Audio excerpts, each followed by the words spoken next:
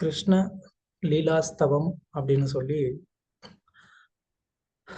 நம்மளுடைய கோஸ்வாமிகள்ல ஒருத்தரான சனாதன கோஸ்வாமி அப்படிங்கிறவங்க வந்து இந்த ஒரு ஸ்தவத்தை வந்து எழுதுனாங்க. இது வந்து ஒரு பிரார்த்தனை பாடல்கள். சனாதன கோஸ்வாமி வந்து பல கிரந்தங்கள் எழுதியிருக்கிறாங்க. அதுல இந்த கிருஷ்ண லீலாஸ்தவம் அப்படிங்கிறதும் ஒரு கிரந்தம். இதோடைய சிறப்பு என்ன அப்படின்னு கேட்டா, பாகவதத்துடைய தசமஸ்கந்தத்துல முதல் அத்தியாயத்துல இருந்து 45வது அத்தியாயம் வரைக்கும் இருக்கக்கூடிய கிருஷ்ணருடைய லீலைகளை மட்டும் தொகுத்து, அது அவர் வந்து சிறப்பா அதுக்கு வந்து ஒரு நமஸ்காரம் செலுத்துற விதமா வந்து பாடல்களை தொகுத்து எழுதியிருக்கிறார். அது மொத்தம் வந்து 432 பாடல்களை கொண்டது. அது வந்து ஒரு 108 பிரிவா வந்து பிரிச்சார். அந்த 432 பாடல்களையும் 108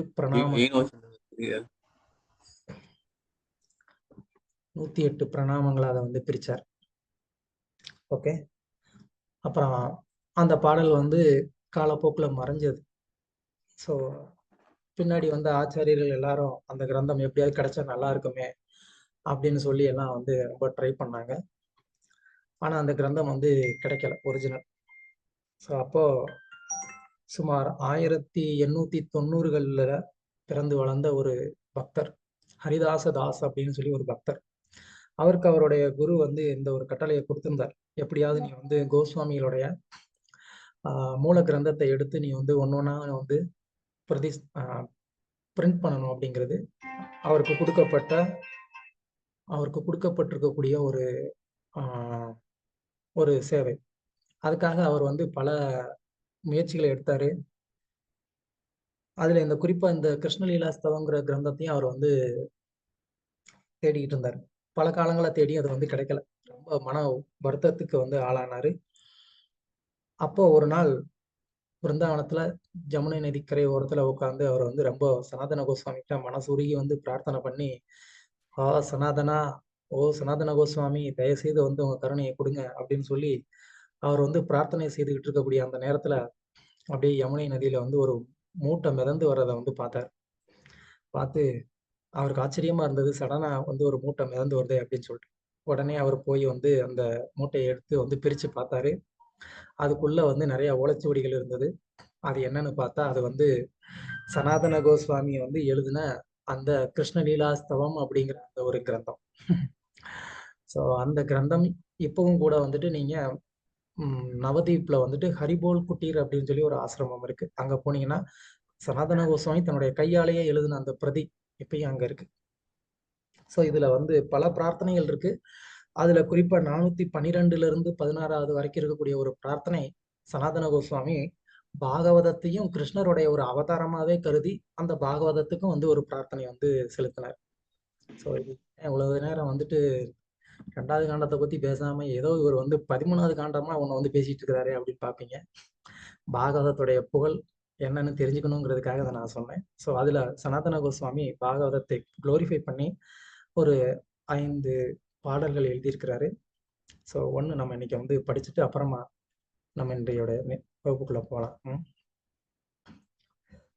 சர்வசாஸ்திராபிபீயூஷா சர்வவேதைக்க சத்பலா சர்வசித்தாந்த ரத்னாட்யா சர்வலோகைக்க திரிப்ரதா சர்வபாகவத பிராண ஸ்ரீமத் பாகவத பிரபு கலித்வந்த்வாதிதாதித்ய ஸ்ரீகிருஷ்ண பரிவர்த்திதா.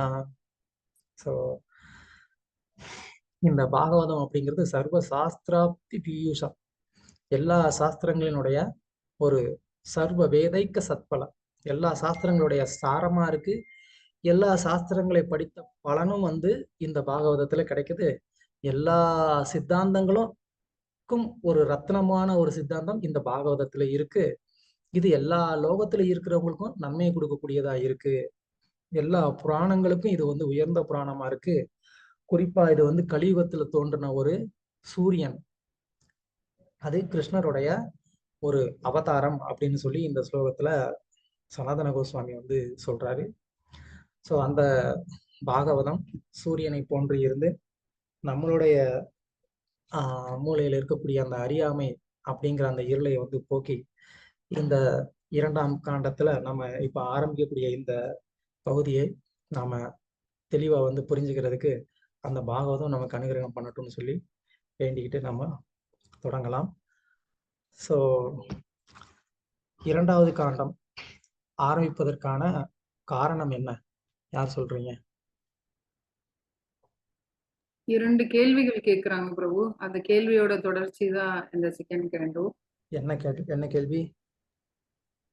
இப்ப இருக்கிறவங்களுக்கு என்ன வந்து தேவை? மரணத்தை நோக்கி போயிட்டு இருக்க அதான் நம்மள மாதிரி ஜீவராசிகள் அவங்களுக்கு என்ன தேவை? அதே மாதிரி இப்ப உடனடியா மரணத்தை அணுக போற பரீட்சித் மகாராஜ் அவருக்கு என்ன மாதிரியான விஷயங்கள் வேணும்? அது 2 விஷயங்கள் கேக்குறாங்க பிரபு. யா, வெரி குட்.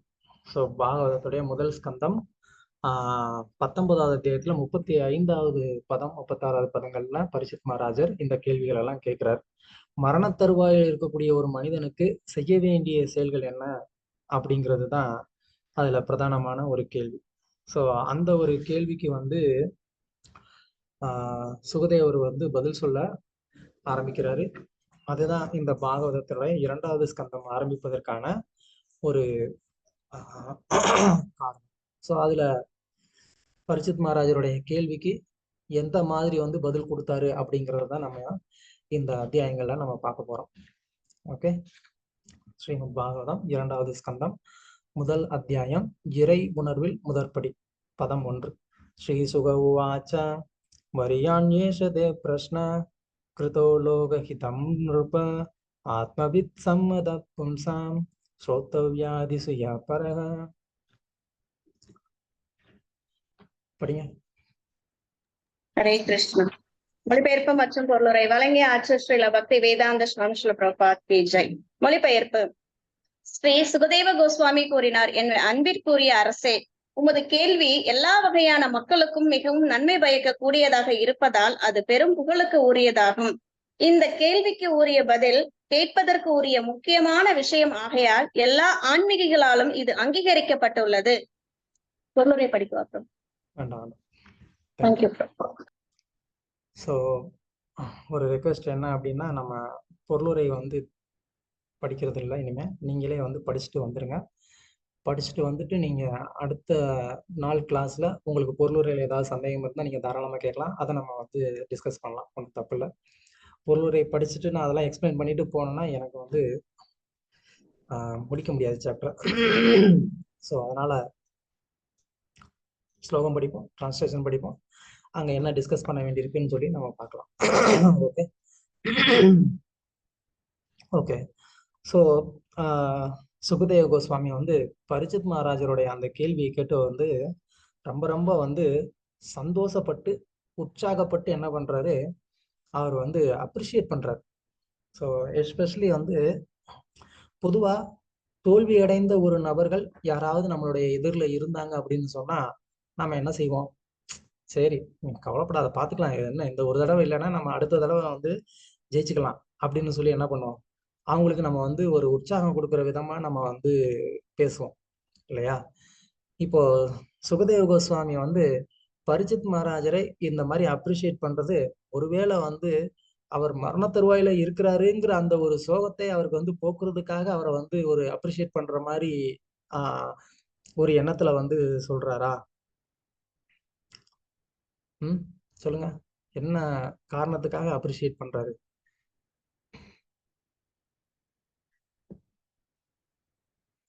மக்கள் எல்லாத்துக்கும் சொல்யூஷன் கிடைக்கணுங்கிறதுக்காக அப்படி ஒரு உயர்ந்த கேள்வியை கேட்டதுனால சுகதேவர் அப்ரிஷியேட் பண்றாரு. வைகுண்ட பிரபு, வைகுண்டேஸ்வர் பிரபு சொல்லிட்டாங்க பிரபு, அந்த உயர்ந்த கேள்வி கேட்டதுனால. Okay, thank you. எஸ், அதாவது சுகதேவ கோஸ்வாமி உண்மையிலேயே அப்ரிஷியேட் பண்றாரு.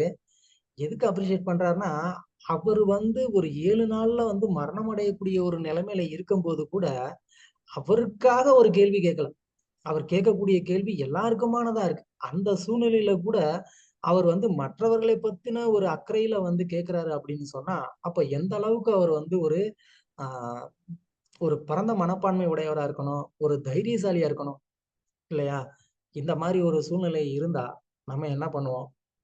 வேற எதுவுமே வந்து பேசவே விட மாட்டோம். நாம என்ன பண்ணுவோம், அதையே பேசி பேசி பேசி புலம்பி அழுது ரிப்பீட்டடா அதையே சொல்லிக்கிட்டு இருப்போம் இல்லையா? யாராவது ஒருத்தவங்க வந்து ரொம்ப இன்டென்ஸான ஒரு ப்ராப்ளம்ல இருந்தாங்க அப்படின்னா, அவங்க என்ன பண்ணுவாங்கன்னா, அவங்க வந்து வேற என்ன பேசினாலும் அவங்களுக்கு காதுக்குள்ள போகாது. ரிப்பீட்டடா அதையே சொல்லிட்டே இருப்பாங்க. இத நீங்க கண்டிப்பா எக்ஸ்பீரியன்ஸ் பண்ணியிருந்திருப்பீங்க. அவங்களுக்கு வந்து வேற எந்த ஒரு விஷயத்தையும் கேட்கறதுக்கான அந்த ஒரு பாவமே வராது. ஏன்னா, கம்ப்ளீட்டா மைண்ட் வந்து அந்த ப்ராப்ளம் வந்து ஆக்குபை பண்ணியிருக்கும். ஸோ அந்த மாதிரி வந்து சு பரிஷத் மகாராஜருக்கு கூட அதுதான் வந்து ஒரு நிலைமை. ஜஸ்ட் 7 டேஸ்ல மரணம் வரும்னு சொல்லியிருக்கிறாங்க. ஆனா அது 7 நாள்ல தான் வருமா? எப்பனாலும் வருமா? யாருக்கு தெரியும்? தக்ஷகன் எப்போ வந்து கொத்துவான்னு யாருக்கு தெரியும்? அப்போ வந்து சுத்தி நல்லா வந்து பாதுகாப்பு வளையம்லாம் பண்ணி, இந்த தக்ஷன் வராம பார்த்துட்டு வந்து உட்கார்ந்துகிட்டு இருக்கிறதா? பரீட்சித் அதெல்லாம் கவலையே படல. ஜஸ்ட் அவர் வந்து நல்லா ஓப்பன் ஸ்பேஸ்ல வந்துட்டு சுகதேவருக்கு முன்னாடி உட்கார்ந்து கம்ப்ளீட் கான்சன்ட்ரேஷன். அவர் வந்து சுகதேவருடைய அந்த பத்ம கமலத்துல இருந்து வரக்கூடிய அந்த வார்த்தைகளை கேட்கறதுக்காக அவர் வந்து ஃபுல் அட்டென்ஷன்ல வந்து உட்கார்ந்துருக்கிறாரு. அப்போ அவர் வந்து கேட்கிற கேள்வி மற்ற எல்லாருக்குமே வந்து பிரயோஜனமானதா இருக்கு. எல்லாருக்குமே பிரயோஜனமானது அப்படின்னு சொன்னா, அது உடல் ரீதியானதா, இல்லைன்னா ஆத்ம ரீதியானதா அப்படின்னு சொல்லி நமக்கு சந்தேகம் வரலாம்.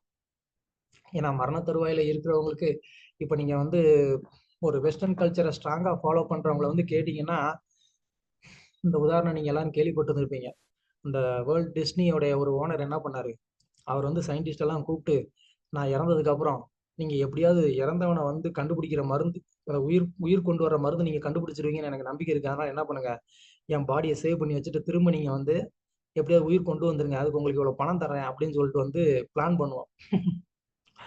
அது கூட வந்து என்னதுன்னா, இறந்தவர்களுக்கு ஒரு நல்ல ஒரு காரியம் தான். திரும்பவும் அவங்கள வந்து உயிர்த்தல வைக்கிறதுங்கிறது பௌதிகவாதிகளை பொறுத்த வரைக்கும்.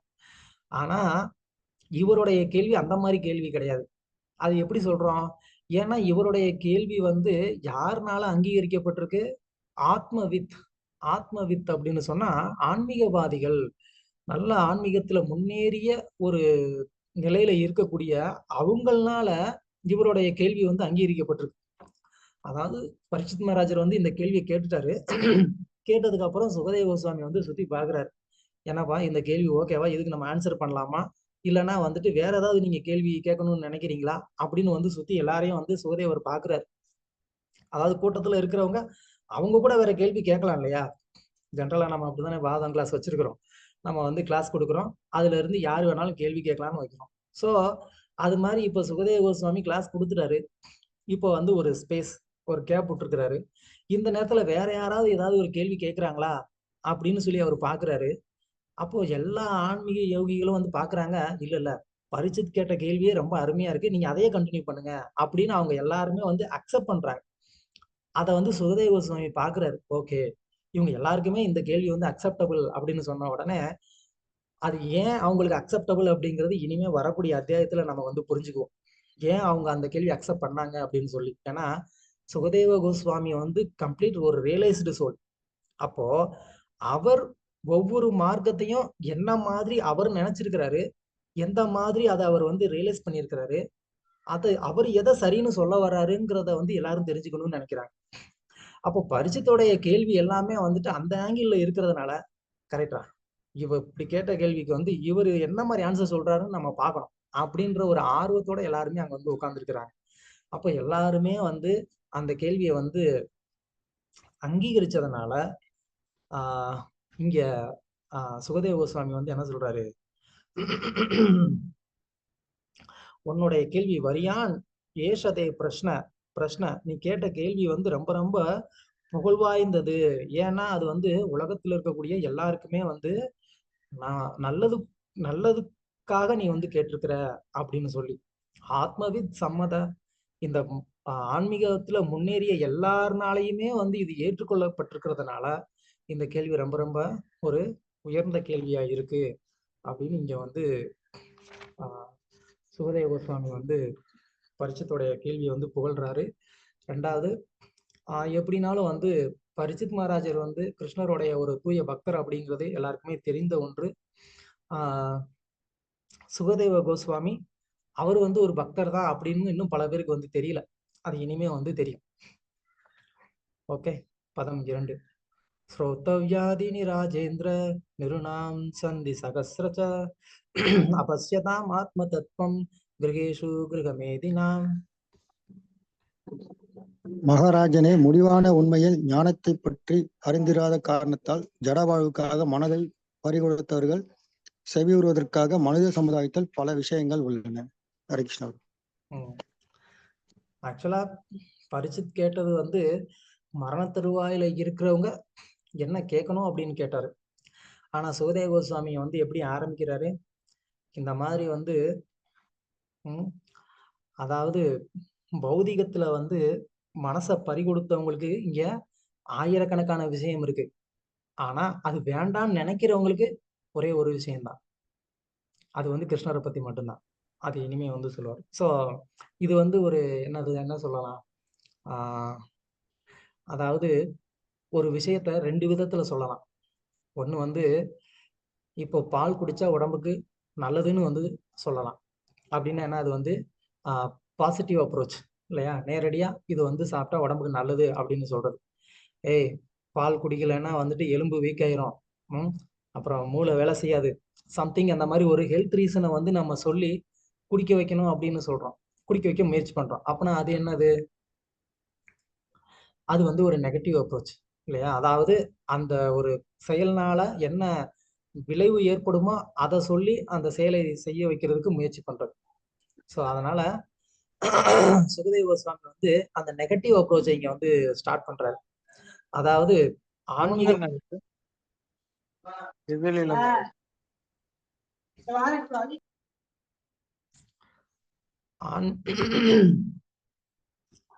ஆன்மீக வாழ்க்கைக்கு முக்கியத்துவம் கொடுக்கணும் அப்படின்றத நேரடியா வந்து சொல்லாம இங்க வந்து என்ன சொல்றாரு, அபஷ்யதாம் ஆத்ம தத்துவம் கிரகேஷு கிரகமேதினாம். கிரகமேதினாம் அப்படின்னு சொன்னா ரொம்ப ரொம்ப ஜட வாழ்க்கையில ஆழ்ந்து இருக்கக்கூடியவங்கள்னு அர்த்தம். அது யாரா வேணா இருக்கலாம். கிரகமேதி அப்படின்னு சொன்னா, கிரக அப்படின்னு சொன்னா என்ன, இருக்கக்கூடிய ஒரு இடம் இல்லையா? மேதினாம் அப்படின்னு சொன்னா தான் இருக்கக்கூடிய இடத்த வந்து ஒரு பௌதிக புலனின்பத்துக்காகவே வந்து வச்சிருந்தா அவங்க கிரகமேதி. கிரகேஷு அப்படின்னு சொன்னா இல்லம். ஸோ பெரும்பாலும் இது வந்து நம்மளுடைய வீடுகள்ல அந்த மாதிரி இருக்கு அப்படிங்கிறத வந்து சுகதேவ கோஸ்வாமி வந்து சொல்றாரு. எதுக்காக அந்த மாதிரி இருக்கிறாங்க அப்படின்னு சொன்னா, ஸோ அது வந்து சுகதேவ பரிசித்துடைய ஒரு கேள்வி. ராஜேந்திர நிருணாம், ராஜேந்திர நிருணாம்னா என்ன அர்த்தம், அரசர்கள்லயே வந்துட்டு ரொம்ப பேரரசன் அர்த்தம் இல்லையா? அப்படிப்பட்ட அந்த பேரரசனுடைய ஒரு கேள்வி, ஏன் அப்படி இருக்கிறாங்க அப்படின்னு கேட்டா, ஏன்னா அவங்களுக்கு வந்து இந்த மாதிரி ஒரு ஆன்மீக ஞானம் அப்படிங்கிறது இல்லாததுனால அவங்க வந்து என்ன பண்றாங்க, அவங்களும் வந்து இந்த பௌதிகமான பல விஷயங்கள்ல அவங்களுடைய மனசை வந்து அலைப்பாய விடுறாங்க அப்படின்னு வந்து சுகதேவ கோஸ்வாமி வந்து சொல்றாரு.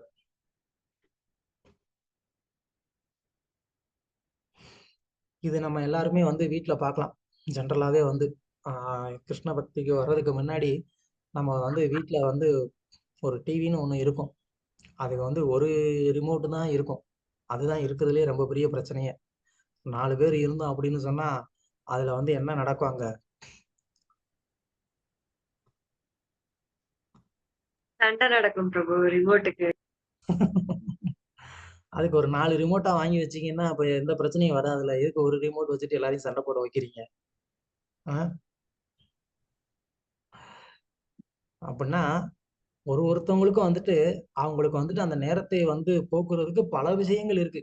அதனாலதான் அவங்க வந்து இதை பார்ப்போம், அதை பார்ப்போம், அதை கேட்போம், இதை கேட்போம் அப்படின்னு சொல்லி என்ன பண்றாங்க, பல விஷயங்கள்ல அவங்களுடைய கவனத்தை வந்து செலுத்துறாங்க. ஸோ அந்த மாதிரியான நபர்கள் ஆன்மீகத்தை பத்தின ஞானம் இல்லாததுனால அவங்க இந்த மாதிரி அவங்களுடைய நேரத்தை வந்து வீணடிக்கிறாங்க அப்படின்னு சுகதேவ கோஸ்வாமி வந்து சொல்றாரு. ஓகே, பதம் 3.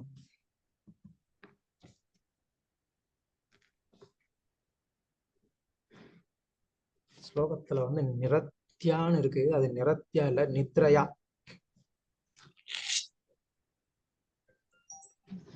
சமஸ்கிருதத்துல அப்படிதான் இருக்கு. நித்ரயா ஹ்ரியதே நத்தம் பெயவானே நச்சவாயவா விவாச்சார்த்தே ஹய ராஜன் குடும்பாபரணேனவா.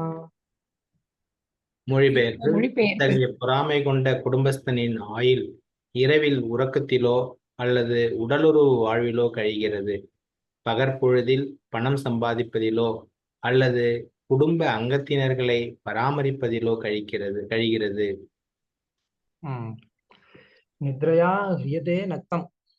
அதாவது நம்மளுடைய வாழ்க்கையில பாதி வந்து எதுல தான் போகுது? உறக்கத்துலதான் வந்து போகுது.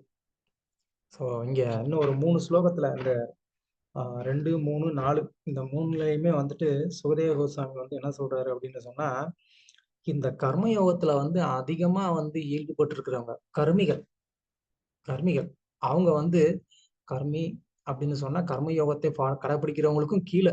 கர்ம யோகம் அப்படின்னு சொன்னா அட்லீஸ்ட் சாஸ்திரத்தை கடைபிடிக்கிறவங்கன்னு அர்த்தம். கர்மி அப்படின்னு சொன்னா அந்த சாஸ்திரத்தையும் கடைபிடிக்காம புலனின்பத்திலேயே வாழ்றவங்கன்னு அர்த்தம்.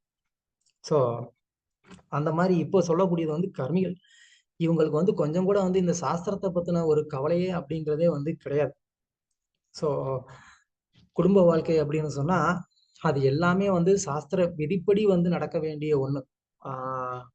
எல்லா செயல்களுமே நம்ம வந்து சாப்பிட்றதா இருக்கலாம், தூங்குறதா இருக்கலாம். சாப்பிட்றது வந்து எந்த டைரக்ஷன்ல வந்து உட்காந்து சாப்பிடணும் சொல்லுங்க? எந்த டைரக்ஷனை பார்த்து சாப்பிடுவீங்க? தெற்கு. வடக்க மட்டும் பார்த்து சாப்பிடக்கூடாது, மீதி எந்த பக்கம்னாலும் உட்காரலாம் அப்படிதான் பிரபு சொல்லியிருக்காங்க. தெற்குன்னு சொல்றாரு ஒருத்தர். ஈஸ்ட். 4 டைரக்ஷன் தான். அப்படியே ஒரு 4 பேர் சொன்னீங்கன்னா ஏதாவது ஒண்ணு கரெக்டா இருக்க போகுது, அவ்வளவுதான். இந்த பூஜை வடக்கு போஜனம் தெற்கு அப்படின்னு சொல்லுவாங்க. ஓ, அப்படி ஒரு பழமொழி வேற இருக்கா? பிரபு இன்னொரு சொல்லுங்க பிரபு. ஒரு தடவை தான் சொல்லுவேன் நான். மாதாஜி பூஜை வடக்கு போஜனம் தெற்கா. ஓகே. சோ இந்த மாதிரி நம்மளுடைய நடவடிக்கைகள்ல ஒன்னொன்னுக்குமே வந்து ஒரு காரணம் இருக்கு. ஒவ்வொரு செயலுக்குமே வந்து ஒரு சம்ஸ்காரம் இருக்கு. அதுபடிதான் நம்மளுடைய வாழ்க்கை இருக்கணும். ஒரு இது என்ன சொல்றேன் உங்களுக்கு, குழந்தை வந்து பிறக்குது. அந்த குழந்தை பிறக்குது அப்படின்னு சொன்னா அந்த குழந்தை பிறந்த உடனே என்ன பண்ணணும்? குழந்தை பிறந்த உடனே பண்ணக்கூடிய ஒரு கர்மம், ஒரு சம்ஸ்காரம் என்னது சொல்லுங்க? ஜாத கர்மா. ஜாத கர்மம். ஜாத கர்மம். Okay, good. ஜாத கர்மம்னா என்னது? ஜாதகத்தை அந்த குழந்தையை பத்தி கணிக்கிறதுங்க. அப்பவே ஜாதகம் கிடைக்கிறது. நேரம் நல்லா இருக்குதான்னு ஃபர்ஸ்ட் பாப்பாங்க.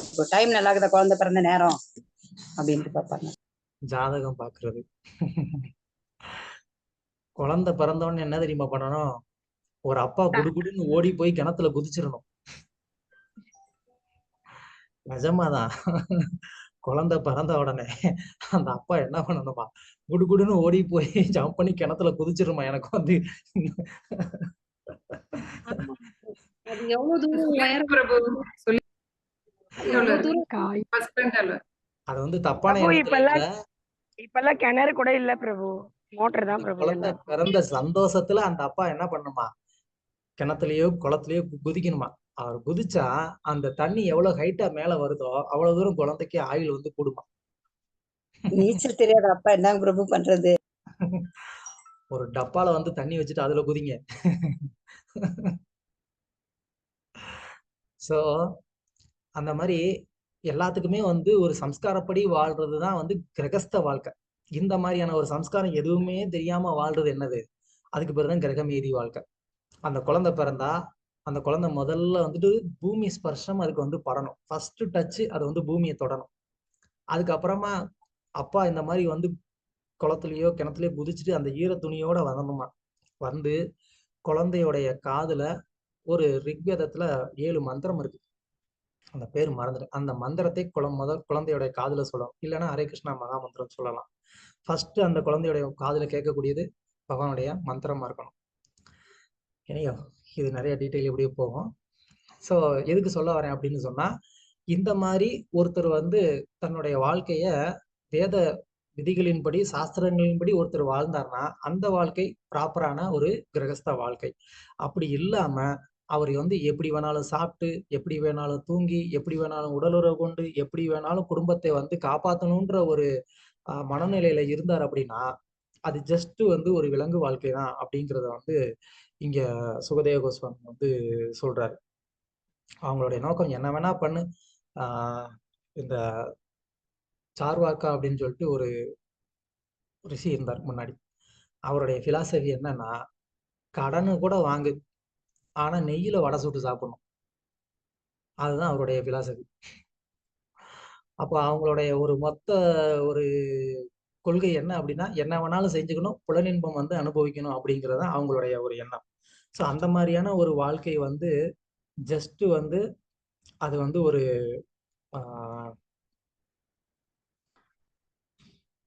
ஒரு விலங்கு வாழ்க்கை அப்படிங்கிறத வந்து இங்க சுகதேவ கோஸ்வாமி வந்து சொல்றாரு. ஓகே, பதம் 4. தேகாவத்ய கலத்ராசு ஆத்ம சைன்யேஷு அசத்ஸ்வபி தேசாம் பிரமத்தோ நிதனம் பஷ்யன் அபின பஷ்யதி. மொழிபெயர்ப்பு ஆத்ம தத்துவ ஞானமற்றவர். படிங்க மக்கள். ஆத்ம தத்துவ ஞானமற்றவர்கள் உடல், குழந்தை மற்றும் மனைவி ஆகியோரிடம் பற்று கொண்டிருப்பதால் வாழ்வின் பிரச்சனைகளை பற்றி ஆராய்வதில்லை. போதுமான அளவுக்கு அனுபவம் பெற்றிருந்தாலும் தவிர்க்க முடியாத மரணத்தை அவர்களால் உணர முடிவதில்லை. பஷ்யன் அபினா பஷ்யதி. அவங்க வந்து எப்படினாலும் வந்து ஒரு நாள் இந்த உலகத்தை விட்டு நம்ம போக வேண்டி இருக்கும் அப்படின்ற அந்த ஒரு ஞானமே அவங்களுக்கு வந்து இல்லாம அவங்க வந்து என்ன பண்றாங்க, எஸ்பெஷலி தங்களுடைய குழந்தைகளை வந்து காப்பாத்தி அவங்கள வந்து படிக்க வச்சு அவங்கள வந்து பெரிய ஆளாக்கி அவங்கள வந்து ஒரு நிலைமைக்கு கொண்டு வரணுங்கிறத மட்டுமே முழு டார்கெட்டா வச்சுட்டு பயங்கர பிளானிங்ல வந்துட்டு நம்ம வந்து வேலை பண்ணிட்டு இருப்போம். அப்புறமா கடைசியில வந்து அவங்க அது மாதிரியே வளர்ந்து அது மாதிரியே வந்து படிச்சு பெரிய வேலைக்கெல்லாம் போய் அப்புறமா பார்த்தா ஒரு நாள் யாருமே சுத்தி இருக்க மாட்டாங்க. எல்லாரும் அவங்கவுங்க பெருசா படிச்சு எங்கெங்கேயோ வந்து வேலையில இருப்பாங்க. அவங்க குடும்பம் எல்லாம் வேற எங்கேயோ செட்டில் ஆயிரும். பார்த்தா நம்மளை சுத்தி யாருமே இருக்க மாட்டாங்க. என்னப்பா எனக்கு 4 குழந்தைங்க இருந்தாங்க, யாருமே இப்ப என் கூட இல்லையே அப்படின்னு சொல்லி.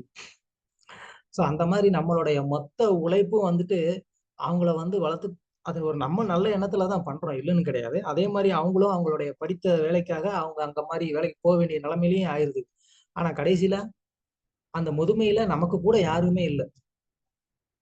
அந்த முதுமையில நம்ம வந்து எப்படி நாம வாழ்றது அப்படின்னு சொல்லி உண்மையிலேயே பயமே வந்துருது நிறைய பேருக்கு. பணம் இருந்தா கூட, பணம் வசதி எல்லாம் இருந்தா கூட தனிமை அப்படிங்கிறது வந்து நிறைய பேருக்கு இன்னைக்கு வந்து ஒரு மிகப்பெரிய ஒரு வியாதியா இருக்கு. அவங்க வந்து இரவுல தூக்கம் வேற வர மாட்டேங்குது. யாருமே கூட இல்ல, என்னை வந்து சாப்பிட்டியான்னு கேட்கறதுக்கு ஆள் இல்ல. இப்ப கூட வந்து ரீசெண்டா வந்து இங்க ஒரு பொண்ணு வந்து 20வது மாடியில இருந்து குதிச்சு தற்கொலை பண்ணிடுச்சு. ரொம்ப ரிச்சான ஒரு பொண்ணு தான். அந்த யங் ஏஜ், ஒரு 24 25 வயசு தான் இருக்கும். ஆனா வந்து அந்த மாதிரி ஒரு டிப்ரெஷன்ல என்னன்னா ஒரு விரக்தி, எனக்கு வாழ்க்கையில யாருமே என் மேல அன்பு காட்டுறவங்க இல்லை அப்படின்னு ஒரு விரக்தி. பணம் வசதி எல்லாமே இருந்தா கூட அன்பு காட்டுறதுக்கு யாருமே இல்லை அப்படின்னு சொல்லி என்ன பண்ணிடுச்சு, அந்த பொண்ணு வந்து சூசைட் பண்ணிடுச்சு. ஸோ இப்போ இனிமே அந்த வாழ்க்கையை திரும்ப கொண்டு வர முடியுமா? அவ்வளவுதான். அதனால நமக்கு வந்து எது வந்து ரொம்ப முக்கியம் அப்படிங்கிறதுல நமக்கு வந்துட்டு ஒரு ஞானம் இருக்கணும். பௌதிக வாழ்க்கையில கூட, குறைஞ்சபட்சம் பௌதிக வாழ்க்கையில கூட நமக்கு எது அவசியம் அப்படிங்கிற ஒரு தெளிவு நமக்கு வந்து இருக்கணும். அந்த தெளிவு நமக்கு வந்து இல்லை அப்படின்னு சொன்னா ஏதோ ஒன்ன வந்து நம்ம தேடி ஓடி கடைசியில வந்து என்ன பண்ணுவோம், அதனால ஒரு மிகப்பெரிய ஒரு ஏமாற்றத்துக்கு தான் நம்ம வந்து ஆளாவோம். அந்த ஒரு ஏமாற்றத்தை தாங்கிறதுக்கோ எதிர்கொள்றதுக்கோ நமக்கு அந்நேரம் வந்துட்டு அந்த ஒரு பக்குவமோ மனதைரியமோ எதுவுமே இருக்காது. அப்ப நம்ம வந்து என்ன பண்ணுவோம், அந்த விரக்தியிலேயே நம்மளுடைய வாழ்க்கை வந்து போயிடும். ஸோ இன்னொன்று வந்து இந்த மாதிரி கடினமா வந்து உழைச்சி கடைசியில ஒரு நாள் நமக்கு வந்துட்டு மரணம் அப்படின்ற ஒரு நிலைமை வரும்போது அந்த நேரத்துல யார் நம்மளை வந்து இந்த மரணத்தின் பிடியிலிருந்து காப்பாத்துவா?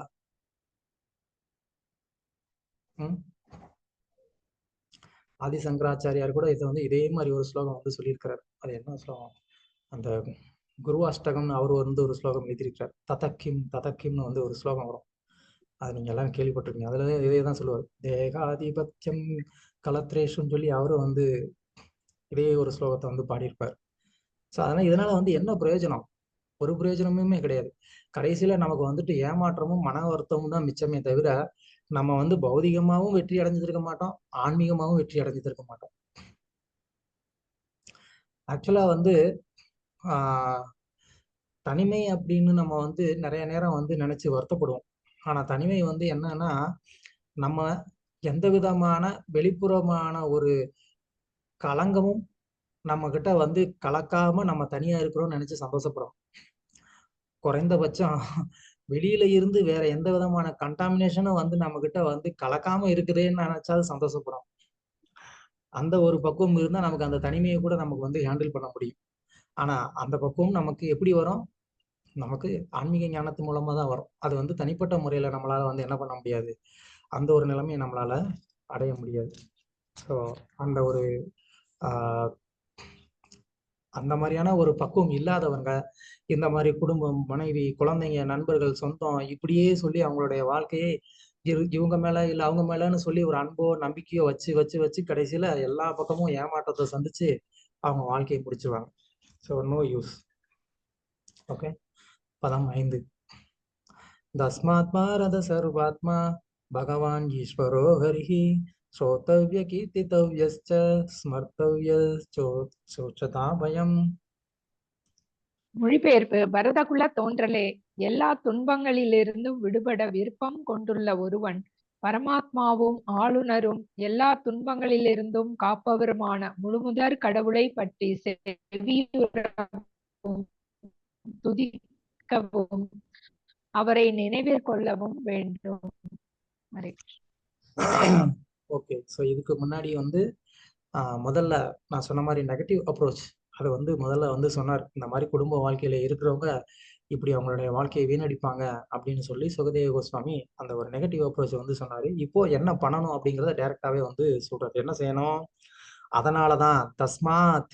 தஸ்மாத் அப்படின்னா என்ன? இதுக்கு முன்னாடி சொன்னதெல்லாம் அந்த காரணத்தெல்லாம் இந்த காரணத்துக்காக தான் நான் என்ன சொல்றேன், பாரத சர்வாத்மா பகவான் ஈஸ்வரஹரி, அந்த பகவானை பத்தி என்ன பண்ணணும்? ஸ்ரோத்தவ்ய, கீர்த்தித்தவ்ய, ஸ்மர்த்தவ்ய இதெல்லாம் வந்து பண்ணணும். அப்படி பண்ணா இதுக்கு முன்னாடி என்ன சொன்னாரு, மரணத்தருவாயில வந்து அவங்க வந்து என்ன பண்ணுவாங்க, தவிர்க்க முடியாத அந்த மரணத்தை அவங்க வந்து ஃபேஸ் பண்ண முடியாம பயப்படுவாங்க. அதுதான் ஸோ ச இச்சதா அபயம்.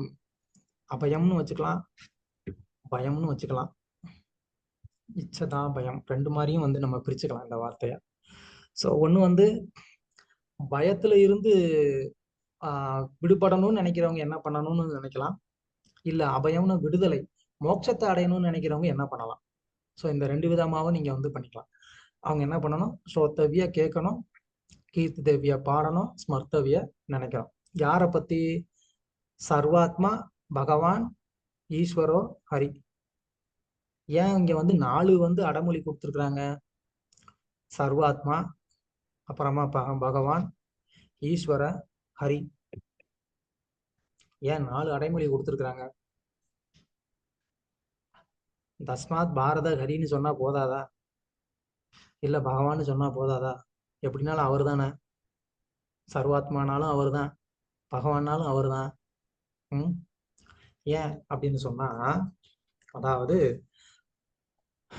பக்தி நிலையில வந்து பல நிலைகள்ல வந்து பக்தர்கள் இருப்பாங்க. சிலர் வந்து இப்போ இந்த ஸ்லோகத்துல வந்து 3 விதமான பக்தி வந்து விளக்கப்படுது அப்படின்னு வந்து சொல்றாங்க. ஒண்ணு வந்து முக்தியை விரும்புறவங்க, அதாவது லிபரேஷன், இல்லைன்னா பிரம்மன்ல வந்து கலக்கிறதுன்னு வச்சுக்கலாம். இன்னொன்னு வந்து ராகானுக பக்தி, இன்னொன்னு வந்து வைதி பக்தி. ஓகே, இந்த மாதிரி 3 விதமான பக்தியை இங்க வந்து விளக்குறாரு. என்ன 3 விதமான பக்தி? அது இங்க யாரோட பொருந்தும் அப்படின்னு சொன்னா சர்வாத்மா. சர்வாத்மானா யாரு? சர்வாத்மானா யாரு? பரமாத்மா. பகவான் ஸ்ரீ கிருஷ்ணர் எல்லாரோட இதயத்துல இருப்பாரு. பரமாத்மா. சர்வாத்மானா பரமாத்மான்னு அர்த்தம். சோ அந்த பரமாத்மாவை வழிபடக்கூடியவர்கள் யாரு? யோகிகள், ஞானிகள். அவங்க என்ன அடைவாங்க?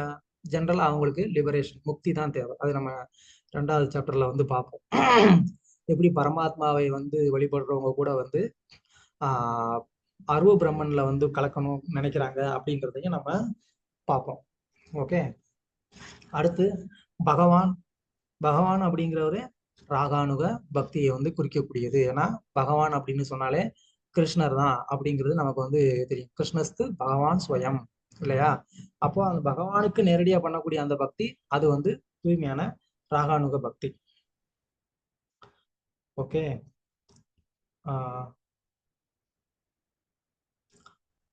அப்புறமா மூணாவது ஈஸ்வர. ஈஸ்வர அப்படிங்கிறது யாரை குறிக்குது? ஈஸ்வரனை எந்த அம்சத்தை குறிக்குது? கண்ட்ரோலர். விஷ்ணு. விஷ்ணு. யார்? ஈஸ்வர. அனைத்துக்கும் ஈஸ்வரன். ஈஸ்வர அப்படின்னு சொன்னா இந்த மெட்டீரியல் கிரியேஷனுடைய ஒரு கண்ட்ரோலர். அவர் தான் வந்து பகவானுடைய அந்த ஐஸ்வர்யத்தினால கவரப்பட்டு பண்ணக்கூடிய அந்த ஒரு பக்தி, அது வந்து ஒரு வைதி பக்தி அப்படின்னு கூட வந்து சொல்லலாம். ஓகே. ஸோ இந்த மாதிரி 3 விதமான பக்தி வந்து இங்க சொல்லப்பட்டிருக்கு. இந்த 3 பேருமே வந்து பயமற்று இருக்கணும் அப்படின்னா என்ன பண்ணலாம்? இந்த 3 பேருமே பயமற்ற ஒரு நிலையை அடையணும்னா ஹரியை பத்தி என்ன பண்ணணும்? ஸ்ரோத்தவ்ய, கீர்த்தித்தவ்ய, ஸ்மர்த்தவ்ய, இந்த 3மே வந்து அவங்க பண்ணணும். யார் அதை அவங்க பண்றாங்களோ அவங்க இந்த பௌதிக உலகத்துல இருக்கும்போதும் பயமற்று இருக்கலாம். அதுக்கப்புறமா அவங்க அபய, பிரபுபாதர் இங்க வந்து வேர்ட் டு வேர்ட் மீனிங்ல கொடுத்துருக்கிற மாதிரி லிபரேஷனும் அவங்களுக்கு வந்து கிடைக்கும். ஸோ இந்த மாதிரி இந்த 3 விதமான பகவானுடைய அம்சங்களை 3 விதங்கள்ல வந்து வழிபாடு பண்ணக்கூடியவங்க யாரா இருந்தாலும் வந்து என்ன பண்ணணும்? ஸ்ரோத்தவ்ய, கீர்த்தவ்ய, ஸ்மர்த்தவ்ய, இது ரொம்ப ரொம்ப முக்கியம். இது லிபரேஷன் வந்து விரும்புறவங்களா இருந்தாலும் பகவானை என்ன பண்ணி ஆகணும்? மெடிடேஷன் பண்ணணும். பகவானுக்கு வந்து தூய பக்தி தொண்டு பண்றவங்களா இருந்தாலும் என்ன பண்ணணும்? பகவானை பத்தி பேசணும், கேட்கணும், மெடிடேட் பண்ணணும். ஸோ இந்த இதுதான் வந்து எப்படி இருக்கணும்? அவங்களுக்கு வந்து எப்போதுமே அவங்க வந்து பண்ணக்கூடிய ஒரு செயலா இருக்கணும் அப்படிங்கிறத இங்க சுகதேவ கோஸ்வாமி வந்து சொல்றாரு. ஓகே. பதம் 6. பிரபு ஒரு டவுட்டுங்க பிரபு. ஸ்தோத்தவ்ய ஸ்மர்த்தவ்ய ரெண்டுத்துக்கும் என்ன டிஃபரன்ஸ் பிரபு? ஸ்தோத்ரியம்னா கேட்கறது மாதாஜி, ஸ்மர்த்தவ்யனா வந்துட்டு ஸ்மரணம். மரணம். தேங்க்யூ பிரபு. ஹரே கிருஷ்ணா. மரணம் இல்ல, ஸ்மரணம். ஸ்மரணம் ஸ்மரணம். எஸ் பிரபு. ஹரே கிருஷ்ணா. பதம் 6. ஏதாவான் சாங்கிய யோகாப்யாம் ஸ்வதர்ம பரிநிஷ்டயா ஜன்மலாப பரபும்சாம் அந்தே நாராயண ஸ்மிருதி. ஹரே கிருஷ்ணா. ஜடம் மற்றும் ஆன்மீகத்தை பற்றிய பூரண அறிவாலோ அஷ்ட சித்திகளை பயில்வதாலோ வர்ணாசிரம கடமையை நன்கு நிறைவேற்றுவதாலோ அடையப்படும் மனித வாழ்வின் மிக உயர்ந்த பக்குவமாக இருப்பது வாழ்வின் இறுதி கட்டத்தில் முழுவதற் கடவுளை நினைவில் கொள்வதே ஆகும். ஹரே கிருஷ்ணா.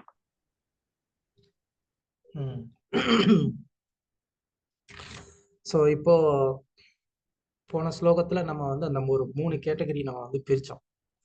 அது எப்படி வந்து நீங்க நினைக்கலாம், பிரபுவா வந்து ஏதோ அடிச்சு விடுறாரா, நமக்கு ஒன்றும் அப்படி தெரியலையே பாக்குறதுக்கு அப்படின்னு. அதுதான் இங்க வந்து சுகதேவ கோஸ்வாமி அடுத்த ஸ்லோகத்திலேயே வந்து என்ன பண்றாரு, அந்த மாதிரி கேட்டகரி பீப்புளை திரும்ப வந்து சொல்றாரு. ஏதாவான் சாங்கிய, ஏதாவான்னா இவை அனைத்தும்.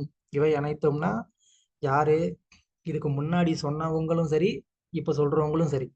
ஏதாவான் இவை அனைத்தும் சாங்கிய, யோக, ஸ்வதர்ம பரிநிஷ்டா, இந்த மாதிரி 3 கேட்டகரி இருக்காங்க. ஸ்வதர்ம பரிநிஷ்டா அப்படின்னு சொன்னா யாரு?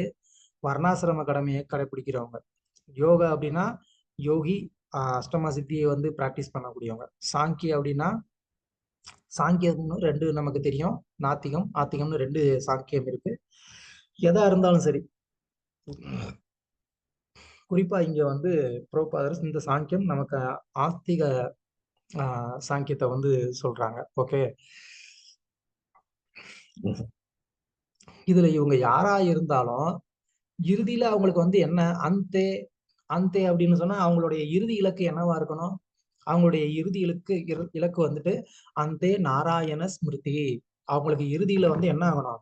பகவான் நாராயணனுடைய ஸ்மரணம் வந்து வரணும்.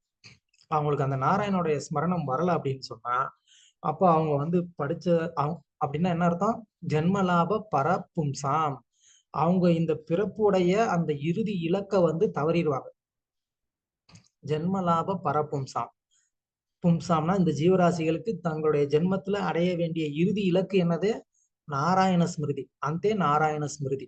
இப்போ மேல சொல்லியிருக்கக்கூடிய இதுல எந்த கேட்டகரி பீப்புளா இருந்தாலும் சரி, சாங்கியத்தை கடைபிடிச்சாலும் சரி, யோகத்தை கடைபிடிச்சாலும் சரி, யாரா இருந்தாலும் அவங்களுக்கு இறுதியில வந்து கிடைக்க வேண்டிய ஒரு விஷயம் என்னன்னா நாராயண ஸ்மிருதி.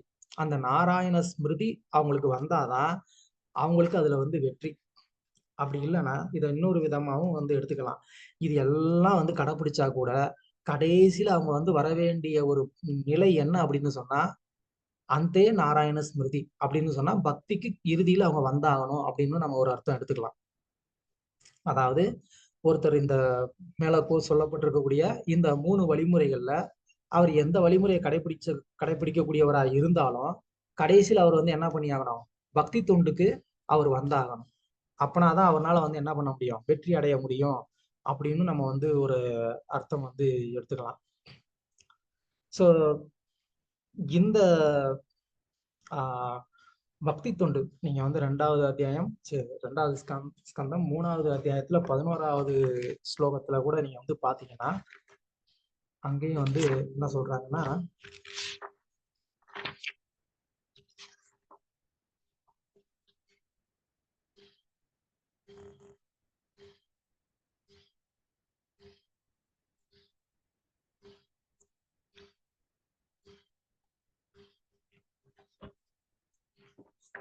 மூணாவது அத்தியாயம்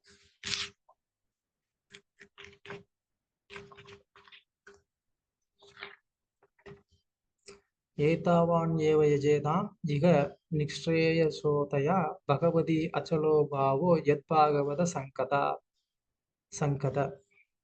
ஸோ இந்த மாதிரியான ஒரு பகவானுடைய அந்த பக்தி தொண்டுக்கு ஒருத்தர் வந்து எப்படி வந்து அடைய முடியும் அப்படின்னு கேட்டா அவர் ஒரு பக்தருடைய சங்கத்தினாலதான் இதை அவர் வந்து அடைய முடியும். இல்லை அப்படின்னு சொன்னா அந்த இறுதி நேரத்துல அவர் வந்து அந்த பகவானுடைய பக்தி தொண்டை அடையிறது அப்படிங்கிறது ரொம்ப ரொம்ப சிரமம். நம்ம அஜாமிலனுடைய ஸ்டோரியில கூட பார்க்கலாம். அஜாமிலன் வந்து முன்னாடி அவனுக்கு ஏற்கனவே ஏதோ வந்து ஒரு பக்தருடைய சங்கம் இருந்திருக்கு, அவனும் நல்லவனா இருந்திருக்கான். அப்போ அதோடைய ஒரு பலனாலதான் என்ன பண்றான், தன்னுடைய குழந்தைக்கு அவன் வந்து நாராயணன்ற பேர் வைக்கிறான். இல்லை அப்படின்னு சொன்னா அவனுக்கு வந்து தன்னுடைய குழந்தைக்கு அந்த நாராயணன்ற அந்த பேர் வைக்கணுங்கிற அந்த எண்ணமே வந்திருக்காது. ஸோ எப்பயோ எங்கேயோ ஏதோ ஒரு விதத்துல நாம வந்து பக்தர்களுடைய சங்கத்துல வந்திருந்து இல்ல பக்தர்களுக்கு ஏதாவது வந்து ஒரு சேவை செய்திருந்தால் மட்டும்தான் நம்மளால என்ன பண்ண முடியும், இந்த மாதிரி ஒரு பக்தி தொண்டு தொடர்பான ஏதாவது ஒரு செயல்ல நம்மளால ஈடுபட முடியும். இல்லை அப்படின்னு சொன்னா அதுக்கு வந்து வாய்ப்பே கிடையாது.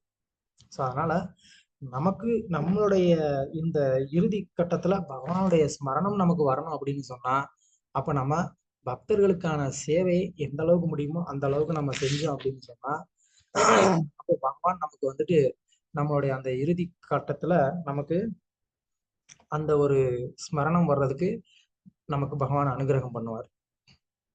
ஓகே, பதம் 7. பிராயேண முனையோ ராஜன் நிவృత్తా விதிசேதசா சேதத நைர்குண்யஸ்தாரமந்தே ஸ்ம குணானுகதேன ஹரே. ஹரே கிருஷ்ணா பிரபு. பிரணாம் பிரபு. பரீட்சித் மகாராஜனே, முக்கியமான கட்டுப்பாடுகளுக்கும் அதன் விதிகளுக்கும் அப்பாற்பட்டுள்ள மிகச்சிறந்த ஆன்மீகிகள் பகவானின் பெருமைகளை பாடுவதில் ஆனந்தம் அடைகின்றனர்.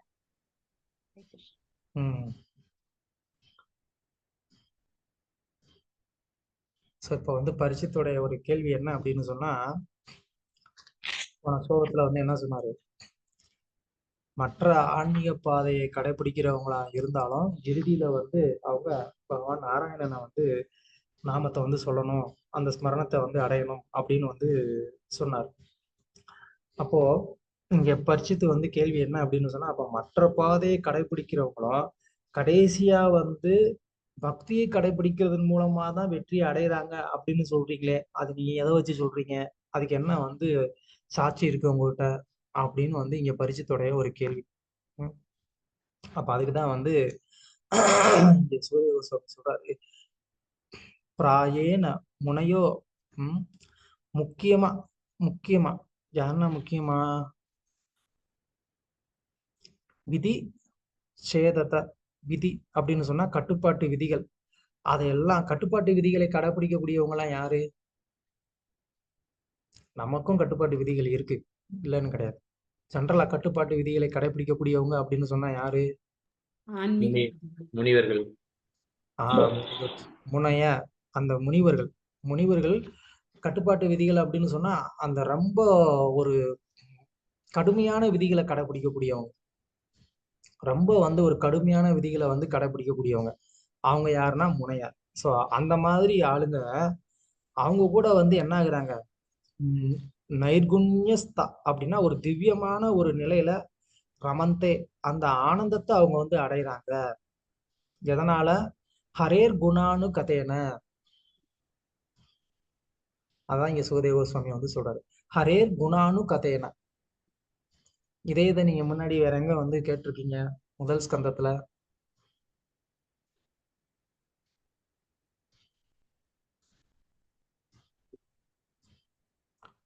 எங்க? முதல் ஸ்கந்தம் 7வது அத்தியாயம்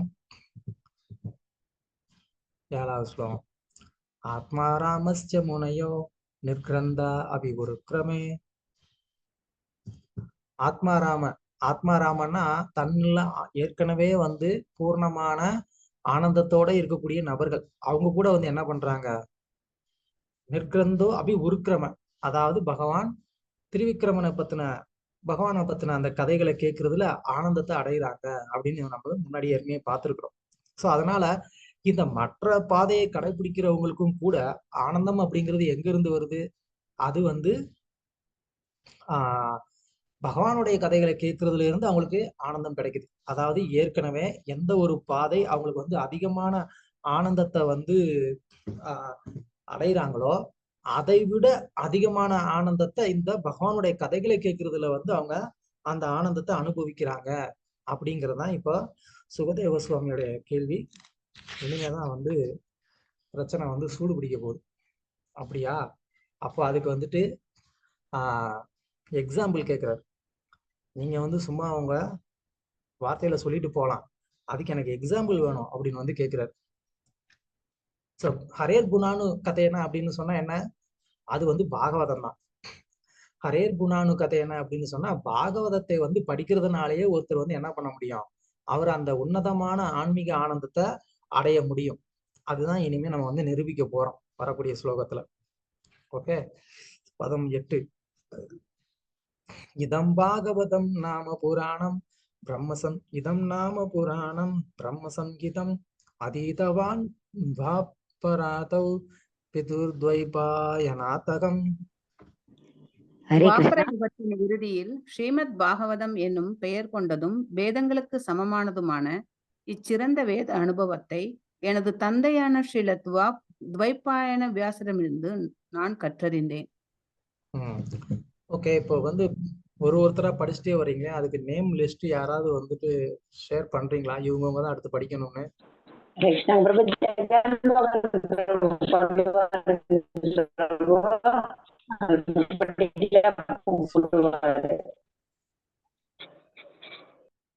நான் கேக்குறவங்க பதில் சொல்லுங்க. வனிதா மாதாஜி, நீங்க அந்த மாதிரி லிஸ்ட் எதுவும் போடுறீங்களா? ஹரே கிருஷ்ண பிரபு. பிரபு நம்ம செஞ்சோம், அப்புறம் இதுக்கு முன்ன உள்ள கிளாஸ்ல பிரபு ஃபாலோ பண்ணல. இப்ப வேணா நம்ம மறுபடியும் ஃபாலோ பண்ணலாங்க பிரபு. ஓகே, பண்ணுங்க. ஏன்னா ஒரு கன்ஃபியூஷன் இல்லாம ஒரு ஆர்டரா அவங்க ஆடு படிச்சுட்டே இருப்பாங்க. இல்லைன்னா மாறி மாறி வந்து எல்லாரும் மைக் ஆன் பண்ணிட்டு சண்டை போட்டு படிக்கிற மாதிரி இருக்கு. சரிங்க பிரபு, நம்ம ஃபாலோ பண்ணலாம். ஒருத்தவங்களும் ஒரு ஆர்டர் அப்படியே வந்து படிச்சுட்டே வரோம். Okay, thank you. ஓகே, ஸோ நாம சொன்னோம் போன ஸ்லோகத்துல முனைய அவங்களுக்கு கூட வந்து இந்த ஹரேர் குணானு கதையினால தான் வந்துட்டு ரமந்த ஆனந்தத்தை அனுபவிக்கிறாங்க அப்படின்னு சொல்லி. அப்போ அதுக்கு வந்துட்டு பரிஜித் மகாராஜ் வந்து கேட்கிறாரு, யார் அதுக்கு உதாரணம் அப்படின்னு வந்து பரிஜித் மகாராஜ் கேட்கிறாரு. அதுக்குதான் வந்து இங்க சுகதேவ கோஸ்வாமி வந்து சொல்றாரு, இதம் பாகவதம்னா என்ன அர்த்தம்? இதம் பாகவதம் அப்படின்னு சொன்னா இந்த பாகவதம்னு அர்த்தம். இந்த பாகவதம்னா என்ன? அவர் கையில எதுவும் புக் வச்சிருந்தாரா? பக்தி வேதாந்தா புக் ட்ரஸ்ட் உடைய பிபிடி உடைய புக் எதுவும் கையில வச்சிருந்தாரா சுகதேவ கோஸ்வாமி? அவங்க தந்தை வியாசதேவர் சொன்னதை கேட்டுக்கொண்டாரு.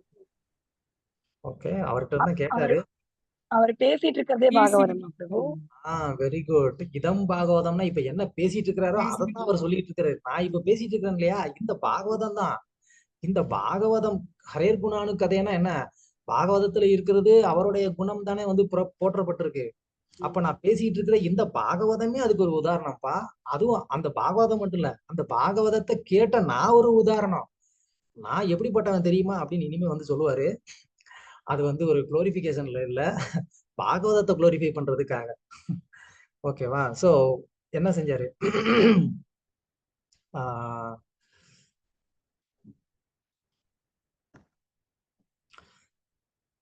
சோ பிரம்ம சங்கீதம்னா என்ன? இந்த பாகவதம் அப்படிங்கிறது வந்து வேதத்தினுடைய ஒரு சாரம் அப்படின்னு வந்து சொல்லப்பட்டிருக்கு.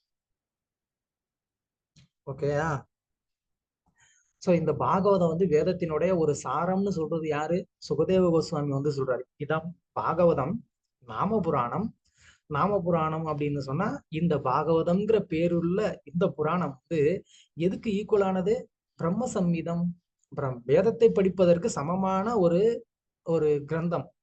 ஓகே, அத வந்து அதிதவான் துவாபர யுகத்தினுடைய இறுதியில, துவாபர யுகத்துடைய இறுதி அப்படின்னு சொன்னா அதாவது துவாபர யுகம் அதனுடைய இறுதி பகுதியில என்ன சொல்லலாம், இப்ப ஒரு யுகத்தை வந்து நீங்க நாலா டிவைட் பண்றீங்க.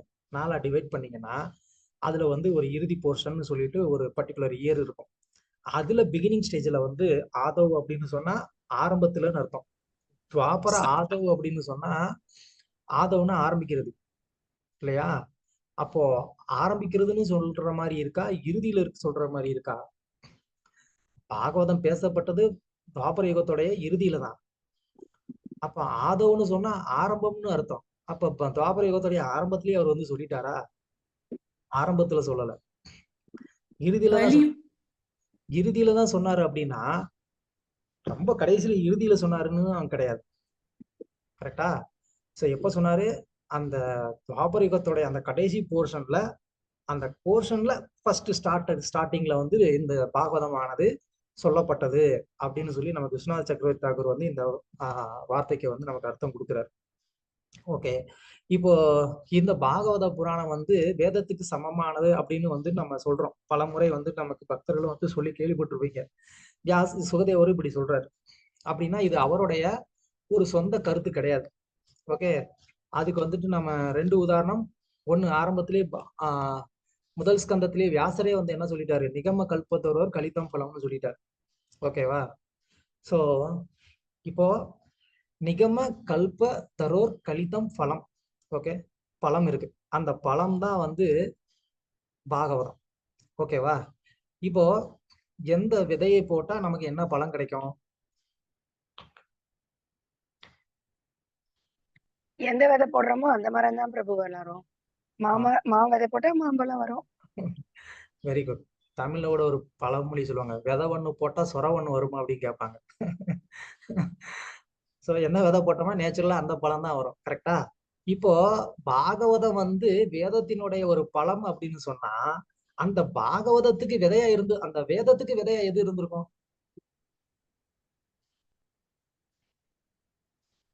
வேதம் தான் பிரபு இருந்திருக்கும். பகவான் பிரபு இருந்திருப்பாருங்க பிரபு. அப்போ வேதம்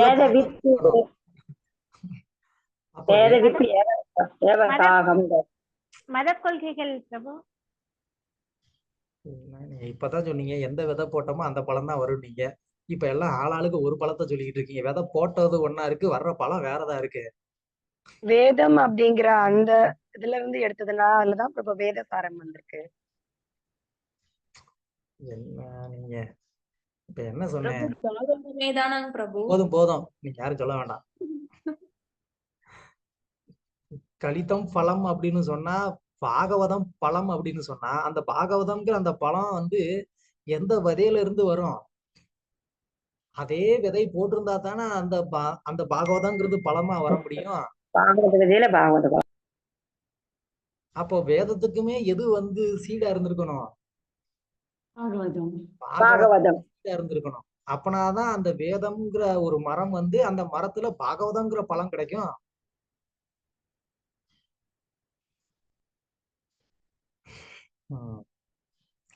கருட புராணத்துல வந்து சொல்லப்பட்டிருக்கு, அர்த்தோயம் பிரம்மசூத்ராணாம் பாரத விநிர்ணய காயத்ரி பாஷ்ய ரூபோசௌ வேதாந்த பரிபிரம்கித கிரந்தோ அஷ்டாதச சகஸ்ர ஸ்ரீமத் பாகவதாதித.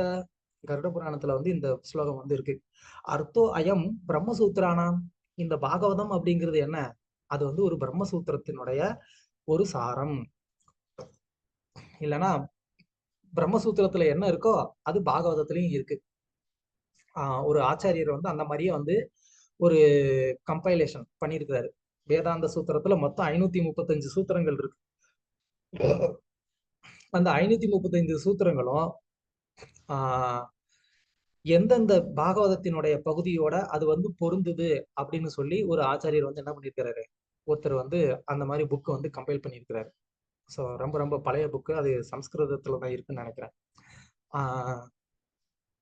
அப்ப என்ன சொல்ல வரேன்னா, அந்த கருட புராணத்துல சொல்லியிருக்கிற மாதிரி இந்த பாகவதம் அப்படிங்கிறது என்ன, வேதாந்த சூத்திரத்தினுடைய ஒரு வியாக்கியானம் அப்படிங்கிறத நம்ம வந்து தெரிஞ்சுக்கலாம்.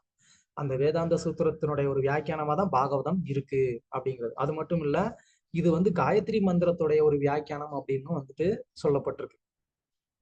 அப்புறம் மகாபாரதம் இருக்கு இல்லையா, பாரத விநிர்ணய, மகாபாரதத்துக்குமே இது வந்து ஒரு வியாக்கியானமா இருக்கு அப்படிங்கறத வந்து சொல்றாங்க. எது, கிரந்தோ அஷ்டாதச 18,000 ஸ்லோகங்களை கொண்ட இந்த ஸ்ரீமத் பாகவதம் அப்படிங்கிறது அந்த மாதிரி வந்து எப்படி இருக்கு, அது வந்து வேதாந்த சூத்திரத்திற்கு அது வந்து வியாக்கியானமா இருக்கு அப்படிங்கிறத கருட புராணத்துல இருந்து பாக்குறோம். சுகதேவ கோஸ்வாமி இதை தான் சொல்லியிருக்கிறாரு. வியாசரும் முதல் ஸ்கந்தத்திலேயே இதை தான் வந்து சொல்லியிருக்கிறாரு. ஸோ முனைய அப்படின்னா அந்த மாதிரி வந்து ஒரு பலவிதமான சிந்தனைகள்ல, பலவிதமான சிந்தனை அப்படின்னு சொன்னா பௌதிகமான சிந்தனை இல்ல, ஆன்மீகமான விஷயங்கள்லயே பலவிதமான ஒரு கருத்துக்கள் சிந்தனைகளை கொண்டிருக்கக்கூடிய நபர்கள் அவங்க கூட வந்து என்ன பண்றாங்க, இந்த பாகவதத்துல வந்து ஆனந்தத்தை அடையிறாங்க.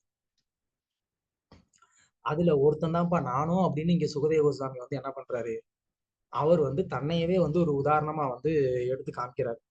எங்க அப்பா கிட்ட இருந்து இதை நான் கத்துக்கிட்டேன். ஏன் கத்துக்கிட்டேன், நானே வந்து ஆல்ரெடி ஒரு செல்ஃப் ரியலைஸ்டு தான். ஓகே ஓகே, இந்த ஸ்லோகத்தை நான் வந்து அடுத்த ஸ்லோகத்துல வந்து நம்ம இந்த கதையை டிஸ்கஸ் பண்ணுவோம். பதம் 9. பரிநிஷ்டிதோ அபிநைர்குண்ய உத்தம ஸ்லோக லீலயா கிரகீத சேத ராஜர்ஷே ஆக்யானம் யத் அதீதவான். பக்தபதி பிரபு, பக்தபதி பிரபு, சித்தராமதாஜி படிங்க. ஹரிகிருஷ்ணா பிரபு. உண்மைய புருஷரான மகாராஜாவே, நான் ஆன்மீகத்தில் பூர்ணமான நிலை பெற்றிருந்தேன். இருப்பினும் ஞான ஒளியூட்டும் காலதேவனார்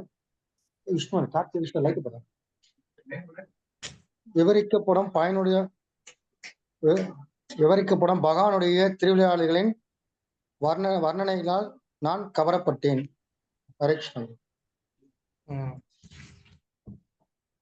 ஓகே, ஸோ இப்போ இது ஒரு ரொம்ப முக்கியமான ஒரு டாபிக் நம்ம இங்க வந்து டிஸ்கஸ் பண்ண போறோம். எதுக்காக நான் கொஞ்சம் வேகமா வந்தேன்னா, இதுல கொஞ்சம் நம்ம டைம் ஸ்பெண்ட் பண்ணணும் அப்படிங்கிறதுக்காக தான்.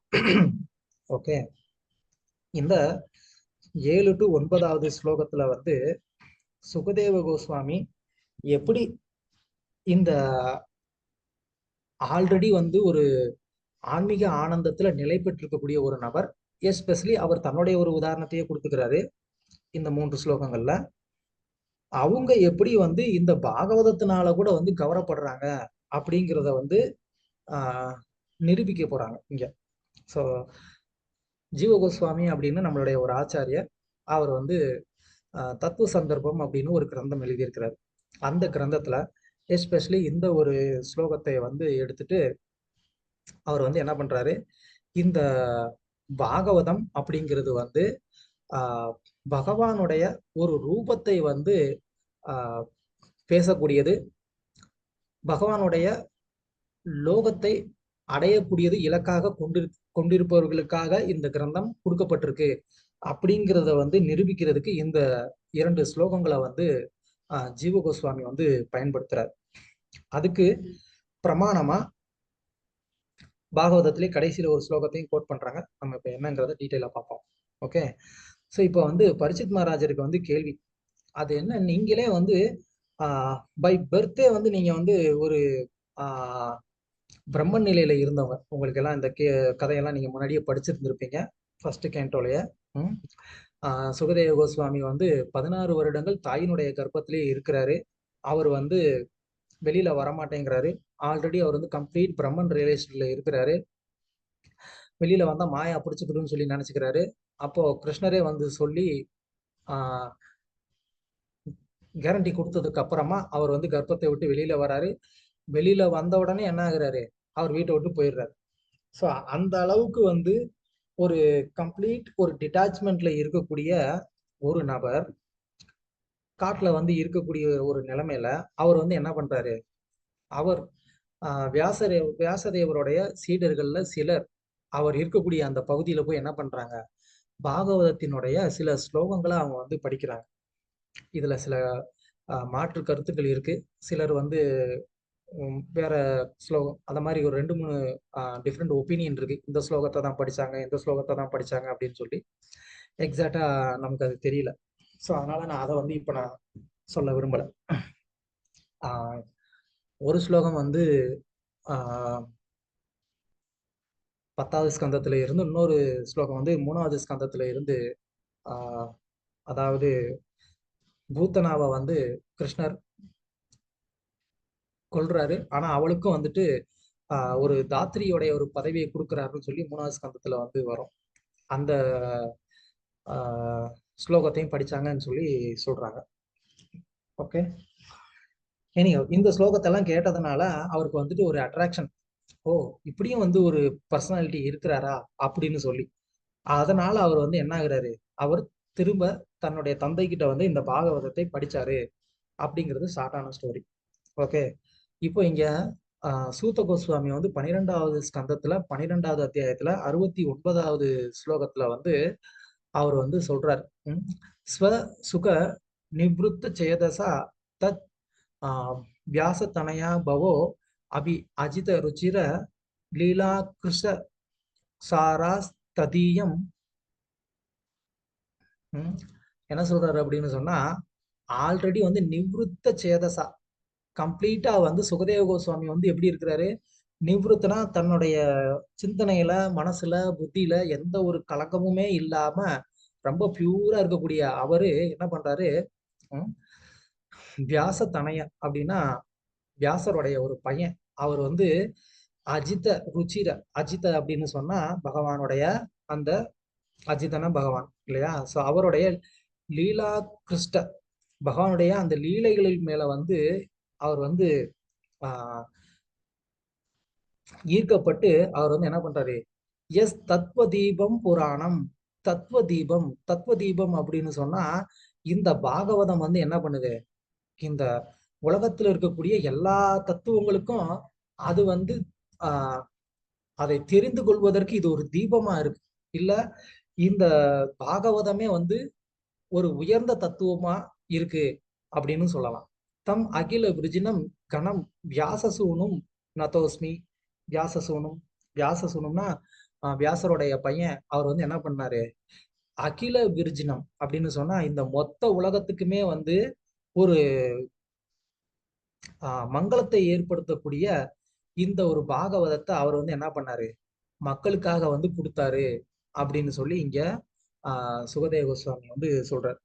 ஸோ எதுக்கு இப்போ இந்த ஸ்லோகத்தை நம்ம வந்து எடுக்கிறோம் அப்படின்னு சொன்னா, ஜீவ கோஸ்வாமி வந்து இப்போ இந்த பாகவதத்துல சொல்லப்பட்டிருக்கக்கூடிய கருத்து இதுதான் அப்படின்னு சொல்லி நம்ம வந்து நிரூபிக்கணும். ஸோ பொதுவா ஒரு கருத்தை வந்து நிரூபிக்கணும் அப்படின்னு சொன்னா அதுக்கு வந்து 6 விதமான வழிமுறைகள் வந்து இருக்கு. அதுக்கு வந்து லிங்கம் அப்படின்னு வந்து சொல்லுவாங்க, தாத்பரிய லிங்கம் அப்படின்னு சொல்லுவாங்க. தாத்பரிய லிங்கம் அப்படின்னு சொன்னா ஒரு அந்த கொள்கையை வந்து நிரூபிக்கிறதுக்காக பயன்படுத்தக்கூடிய 6 வழிமுறை, அதுதான் வந்து தாத்பரிய லிங்கம் அப்படின்னு வந்து பேரு. அது என்ன அப்படின்னு கேட்டா, எந்த ஒரு கிரந்தமா இருந்தாலும் அந்த கிரந்தத்துல இதுதான் வந்து விஷயம் அப்படின்னு சொல்லி முடிவு செய்யறதுக்கு 6 வழிமுறை இருக்கு. அந்த வழிமுறை என்ன அப்படின்னு கேட்டா, முதல்ல வந்து உபக்கிரமோ உபசம்ஹார அப்படின்னா ஒரு கிரந்தத்துடைய ஆரம்பம் மற்றும் இறுதி, அந்த இரண்டுலயுமே வந்து என்ன விஷயம் சொல்லப்பட்டிருக்கோ அதுதான் வந்து அந்த சாஸ்திரத்தினுடைய ஒரு சாரம் அப்படின்னு வந்து சொல்லலாம். அதுதான் வந்து அந்த கிரந்தத்தினுடைய ஒரு சாரம் அப்படின்னு நம்ம வந்து சொல்றோம். ஓகேவா? உபக்கிரமம் உபசம்ஹார, அதாவது ஆரம்பத்திலையும் இறுதியிலையும் வந்து இருக்கக்கூடியது. ஸோ இந்த நான் முதல்ல அந்த 6ஐயும் சொல்லிடுறேன். அதுக்கப்புறமா இங்க இப்ப நம்ம எந்த யுக்தியை வந்து ஜீவ கோஸ்வாமி கையாளுறாரு அப்படிங்கிறதையும் நான் வந்து சொல்றேன். ஓகேவா? அதுக்கப்புறம் வந்து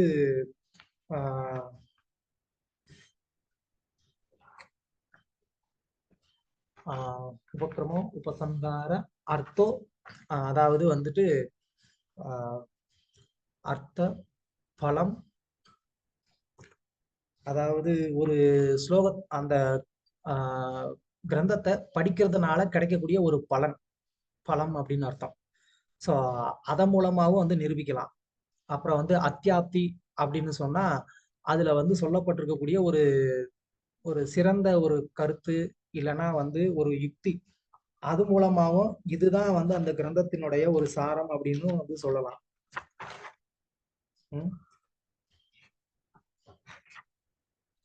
ஸோ சடனா எனக்கு அந்த 6 டக்குன்னு ஞாபகம் வரல. உங்களுக்கு நாளைக்கு எனக்கு ஞாபகப்படுத்துங்க. நாளைக்கு நான் இதை வந்து நான் சொல்றேன் அந்த 6 என்ன அப்படிங்கிறத.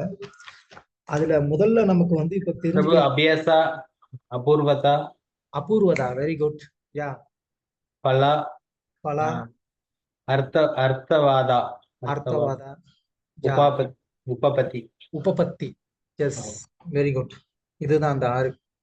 இதுல நமக்கு இங்க ஜீவ கோஸ்வாமி வந்து கையாளக்கூடியது என்னன்னா உபக்கிரமம் உபசம்ஹார, அதாவது முதலிலும் கடைசியிலும் எந்த ஒரு கருத்து சொல்லப்பட்டிருக்குங்கிறத வந்து ஜீவ கோஸ்வாமி வந்து இங்க எடுத்து அதன் மூலமா பாகவதத்துல இதுதான் சாரம் அப்படின்னு சொல்லி வந்து நிரூபிக்க பாக்குறாரு. ஓகேவா? சோ ஆரம்பத்துல வியாசதேவருடைய ஒரு மனநிலை அது என்ன, அதுதான் வந்து பாகவதம் முதல் ஸ்கந்தம் 7வது அத்தியாயத்துல 4வது ஸ்லோகத்துல இருந்து 8வது ஸ்லோகம் வரைக்கும் நம்ம பார்த்திருப்போம். அங்க வந்து வியாசதேவருடைய சமாதி, அதாவது அவருடைய அந்த ஒரு டிரான்சென்டென்டல் மெடிடேஷன், அதுல அவர் வந்து என்ன பார்த்தாரு அதையும் நம்ம எடுத்து பார்க்கணும். அதே நேரத்துல இப்ப வியாசர் தான் வந்து இந்த புக்குடைய ஆர்த்தர். ஓகேவா? அப்போ அவருடைய மனசு என்ன, அவர் வந்து எந்த கருத்து சொல்ல வர்றாரு, அப்புறமா ஸ்பீக்கர் அந்த அந்த விஷயத்த பேசுறவங்க, இந்த 2 பேருடைய மனநிலையும் ஒரே போல ஒத்து போகுதாங்கிறத நம்ம செக் பண்ணோம் அப்படின்னு சொன்னா அப்போ பாகவதத்துல இதுதான் வந்து கன்க்ளூஷன் அப்படின்னு நம்ம வந்து ஒரு முடிவுக்கு வரலாம். கரெக்டா? சோ பாகவதத்துக்கு 2 முக்கியமான ஸ்பீக்கர் நம்ம வந்து பாக்குறோம். ஒண்ணு சுகதேவ கோஸ்வாமி, இன்னொன்னு சூத கோஸ்வாமி. ஓகேவா? சோ முதல்ல வியாசருடைய சமாதி, அதுல வந்து என்ன சொல்லியிருக்கு அப்படின்றத பார்ப்போம். அப்புறமா சூத கோஸ்வாமி இப்ப வந்து இந்த நான் சொன்ன 12வது அத்தியாயம் 12வது ஸ்லோகம் 69வது 12வது அத்தியாயம் 69வது ஸ்லோகத்துல வந்து ஆல்ரெடி சூத கோஸ்வாமி வந்து சொல்லிட்டார் சுகதேவ கோஸ்வாமியோடைய ஒரு ஹார்ட் இதுதான் அப்படின்னு சொல்லி. இப்போ இங்க வந்து சுகதேவ கோஸ்வாமியும் வந்து சொல்லிட்டார், ஓகே நான் வந்து ஒரு பிரம்ம நிலையில இருந்தவன் தான், நானே வந்து பாகவதத்தை படிச்சேன், ஆனந்த அடைஞ்சேன் அப்படின்னு சுகதேவ கோஸ்வாமி இங்க சொல்லிட்டார். ஓகே, இப்ப 2 ஸ்பீக்கருடைய அந்த மனநிலை நமக்கு வந்து கிளியர் ஆயிடுச்சு. ஓகேவா? சூத கோஸ்வாமி சுகதேவ கோஸ்வாமி இவங்க 2 பேருமே வந்து பாகவதம் அப்படிங்கிறது உயர்ந்த ஒரு புராணம் அப்படிங்கிறத வந்து ஏத்துக்கிறாங்க. இது அருவ நிலையை பயிற்சி செய்யக்கூடியவங்களுக்கும் மேலானதுங்கிறதையும் வந்து ப்ரூவ் ஆயிடுச்சு. ஓகேவா? ஏன்னா அது சுகதேவ கோஸ்வாமி அந்த நிலைமையில இருந்துதான் அவர் வந்து என்ன ஆகுறாரு, இப்போ பாகவதத்தை வந்து கத்துக்கிட்டு அவர் வந்து பேசிட்டு இருக்கிறாரு. அப்போ இந்த பாகவதம் அப்படிங்கிறது அருவநிலை பிரம்மன்ல இருக்கிறவங்களுக்கும் மேல உன்னதமான ஒரு ஆனந்தத்தை கொடுக்குது அப்படின்ற ஒரு கருத்து நமக்கு புரிய வருது. அதே மாதிரி பகவானுடைய ஒரு ரூபத்தை பாகவதம் ஏத்துக்குது அப்படிங்கிறதையும் வந்து நம்ம தெரிஞ்சுக்கணும். ஏன் இந்த பாயிண்ட் நான் வந்து ஸ்ட்ரெஸ் பண்ணி சொல்ல வரேன் அப்படின்னு சொன்னா, ஒரு அத்வைதிகளுடைய ஒரு கருத்து என்ன அப்படின்னு கேட்டா, அந்த அத்வைதிகள் வந்து சுகதேவ கோஸ்வாமி பிரம்ம நிலையில வந்து இருந்தவர், அவர் இந்த பாகவதத்தை பேசி கடைசியில் அவர் பிரம்மனைத்தான் அடைந்தாரு அப்படிங்கிறது அவங்களுடைய ஒரு கருத்து. அப்போ பாகவதம் அப்படிங்கிறது கடைசியில அது அருவ பிரம்மனை அடைவதற்காக பயன்படுத்தக்கூடிய ஒரு வழிமுறையா அவங்க வந்து நினைச்சிட்டு இருக்கிறாங்க. சோ அப்படி கிடையாதுங்கிறத நிரூபிக்க வேண்டியது நம்மளுடைய கடமை. ஆமாவா இல்லையா? சோ அதனாலதான் ஜீவ கோஸ்வாமி வந்து அதை வந்து ஒரு டாஸ்கா எடுத்துட்டு என்ன பண்றாரு, அதை வந்து நிரூபிக்கிறதுக்கு பல வழியில பல யுத்திகளை வந்து கையாண்டு இருக்காரு. அதுல இப்போ இந்த இடத்துல ஒரு சின்ன ஒரு யுத்தியை நம்ம வந்து பாக்குறோம்.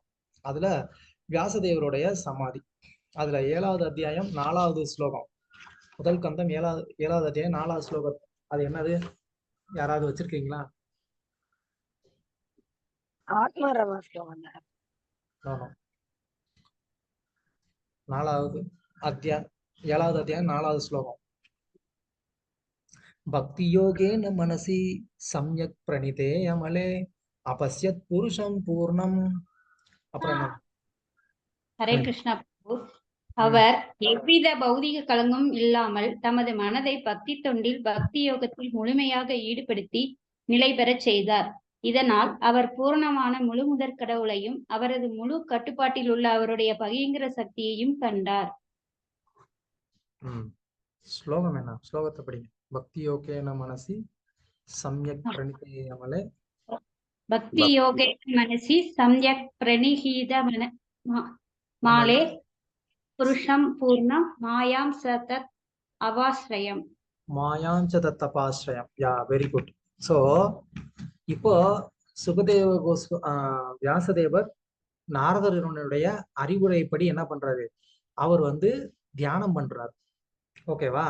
அந்த தியானம் அப்படிங்கிறது வந்து என்ன ஒரு வழிமுறை, பக்தி யோகேன மனசி. அவர் அந்த தியானம் பண்ணார் இல்லையா, அந்த தியானம் பண்ணது வந்து அவர் வந்து சாதாரணமான ஒரு ஞான யோக வழிமுறையில அவர் வந்து தியானம் பண்ணல. அந்த மெடிடேஷன் அப்படிங்கிறது என்ன, பக்தி யோகேன மனசி. சோ பக்தி யோகத்தின் மூலமா தன்னுடைய மனசை வந்து ஒருநிலைப்படுத்தி அவர் வந்து என்ன பண்றாரு, அவர் வந்து தியானம் பண்றாரு. அந்த தியானத்துல பக்தி யோகேன மனசி சம்யக் பிரணிதே அமலே, அது மூலமா அவருக்கு என்னாச்சு, அமலே அப்படின்னா அவருடைய கான்சியஸ்னஸ் கம்ப்ளீட்டா வந்து என்னாச்சு, பியூர் ஆச்சு. அப்படி அவருடைய கான்சியஸ்னஸ் கம்ப்ளீட்டா வந்து பியூர் ஆனதுனால அவர் வந்து என்னன்னாரு, அவர் வந்து அபஸ்யத் புருஷம் பூர்ணம், பூரண புருஷரே அவர் வந்து பார்த்தாரு அப்படின்னு சொல்லி அங்க வந்து சொல்றாங்க. ஏன் பூரண புருஷர்னு சொல்லணும்? பூரண புருஷர்னா யாரு? கிருஷ்ணர் பகவான்.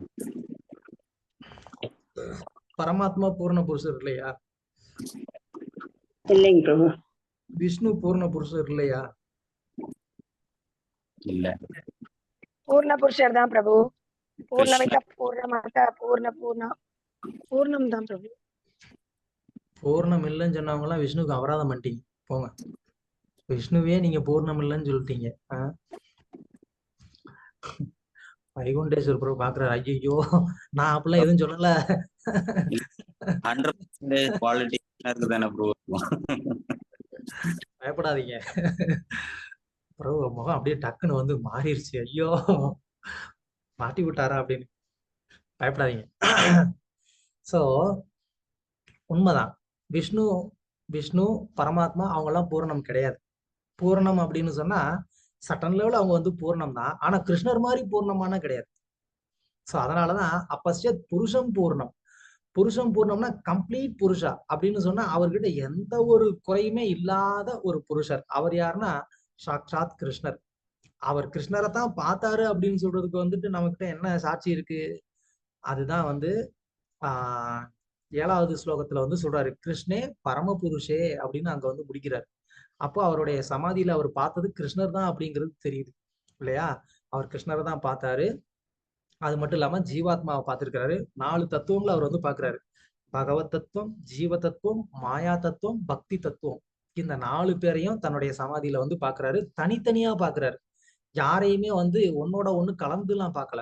பகவான் தனியா இருக்கிறாரு, ஜீவாத்மா தனியா இருக்கு, பக்தி தேவி தனியா இருக்கிறாங்க, மாயாதேவி தனியா இருக்கிறாங்க.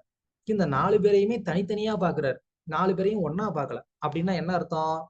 தன்னுடைய சமாதியில அவர் பார்த்தது முதல்ல கிருஷ்ணர் முழுமுதற் கடவுள்னு கன்ஃபார்ம் ஆயிடுச்சு. அவருக்கு ரூபம் இருக்குங்கிறது கன்ஃபார்ம் ஆயிடுச்சு. அப்புறமா இந்த ஜீவாத்மா அவர்கிட்ட இருந்து தனித்து இருக்குங்கிறது கன்ஃபார்ம் ஆயிருச்சு. இந்த ஜீவாத்மா இந்த மாயைக்கு உட்படக்கூடிய தன்மை இருக்குங்கிறதும் கன்ஃபார்ம் ஆயிருச்சு. அந்த மாயையிலிருந்து அந்த ஜீவாத்மா வெளியில வர்றதுக்கு பக்தி பண்ணணுங்கிறதும் கன்ஃபார்ம் ஆயிடுச்சு. அப்போ இந்த பக்தி யோகம் அப்படிங்கிறது நேச்சுரலாவே வந்து என்னவா இருக்கு, இது இந்த ஞான மார்க்கத்தை விட உயர்ந்ததா இருக்கு. இல்லைன்னா இந்த ஒண்ணுதான் இந்த ஜீவாத்மாவுக்கு வந்துட்டு சரியான ஒரு வழியா இருக்கும் அப்படின்னு சொல்லி என்ன பண்றாரு, வியாசதேவர் தன்னுடைய சமாதி மூலமா பார்த்து முடிவு பண்றாரு. அதனாலதான் அவர் வந்து என்ன பண்றாரு, இந்த பாகவத புராணத்தின் மூலமா அந்த பக்தி தொண்டை பண்றத நமக்கு வந்து கத்துக் கொடுக்குறாரு. ஏன்னா நமக்கு வந்து என்ன தெரியாது, இந்த பக்தி தொண்டு இப்படிதான் பண்ணணும் அப்படிங்கிறது தெரியாது. அதனாலதான் இதம் சாத்வத சங்கீதம் அவர் என்ன பண்றாரு, சக்கரே சாத்வத சங்கீதம், இந்த சங்கீத இந்த புராணத்தை வந்து எழுதுனது எதுக்காக, நம்மள மாதிரி ஆளுங்கள்லாம் இந்த பாகவதத்தை படிச்சு எப்படி வந்து அவருக்கு வந்து பக்தி தொண்டு பண்றது அப்படிங்கிறத நமக்கு வந்து கத்துக் கொடுக்குறாரு. சோ இப்போ வியாசதேவர் அந்த சமாதியில அவர் வந்து கிருஷ்ணரை பார்க்கிறாரு அப்படின்னு சொன்னா, அப்ப இங்க சொல்லப்பட்டிருக்கக்கூடிய அந்த பக்தி யோகம் அப்படிங்கிறது என்ன, அது வந்து ஒரு பிரேமையான ஒரு பக்தி, பிரேமை நிலையில அவர் இருக்கிறார். அந்த பிரேமை நிலையில இருக்கும் போதுதான் நம்ம என்ன பண்ண முடியும், கிருஷ்ணரை பார்க்க முடியும். ஞான நிலையில இருந்துட்டு கிருஷ்ணரை பார்க்க முடியுமா? சோ அதனாலதான் அந்த பக்தி யோகேன அப்படின்னு சொன்னா, அப்ப யோகம் இருக்கே, அப்ப பக்தியும் யோகமும் கலந்து செஞ்சாங்களா அப்படின்னு வந்து ஒரு இது வரும் இல்லையா? பக்தி யோகேன அப்படின்னு சொன்னா பக்தி யோகமும் கலந்து செஞ்சாரா அப்படின்னு ஒரு கேள்வி வரும். அப்படி இருக்கக்கூடாது. பக்தி யோகம்னா என்ன, யோகம்னா கனெக்ஷன் இல்லையா, டு கனெக்ட். அப்போ இந்த பக்தியை வந்து ஒரு மீடியமா வச்சு என்ன பண்றாரு, பகவானோட அவர் தொடர்பு கொண்டாரு.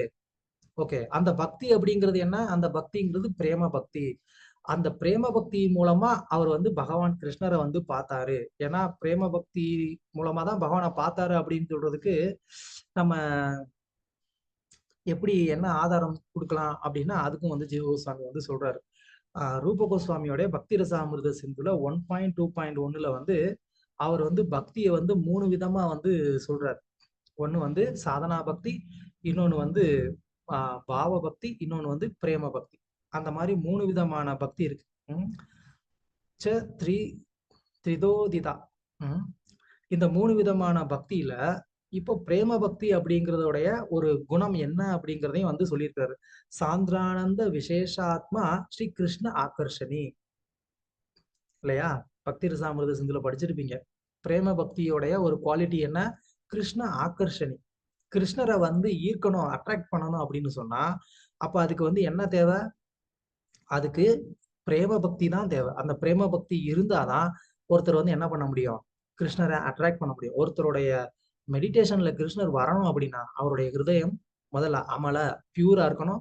அந்த பியூரான ஹார்ட்ல பிரேமை இருக்கணும். அப்பனாதான் வந்து என்ன பண்ண முடியும், அவர் வந்து இந்த பகவானை வந்து பார்க்க முடியும் அப்படின்னு சொல்லி ஜீவ கோஸ்வாமி இது மூலமா நமக்கு என்ன நிரூபிக்கிறாரு, பக்தி தொண்டு தான், அதுவும் அந்த உன்னதமான பிரேம பக்தி மூலமா வியாசர் கிருஷ்ணரை வந்து பார்த்தாரு அப்படிங்கிறத இங்க வந்து நமக்கு எடுத்து காட்டுறாரு.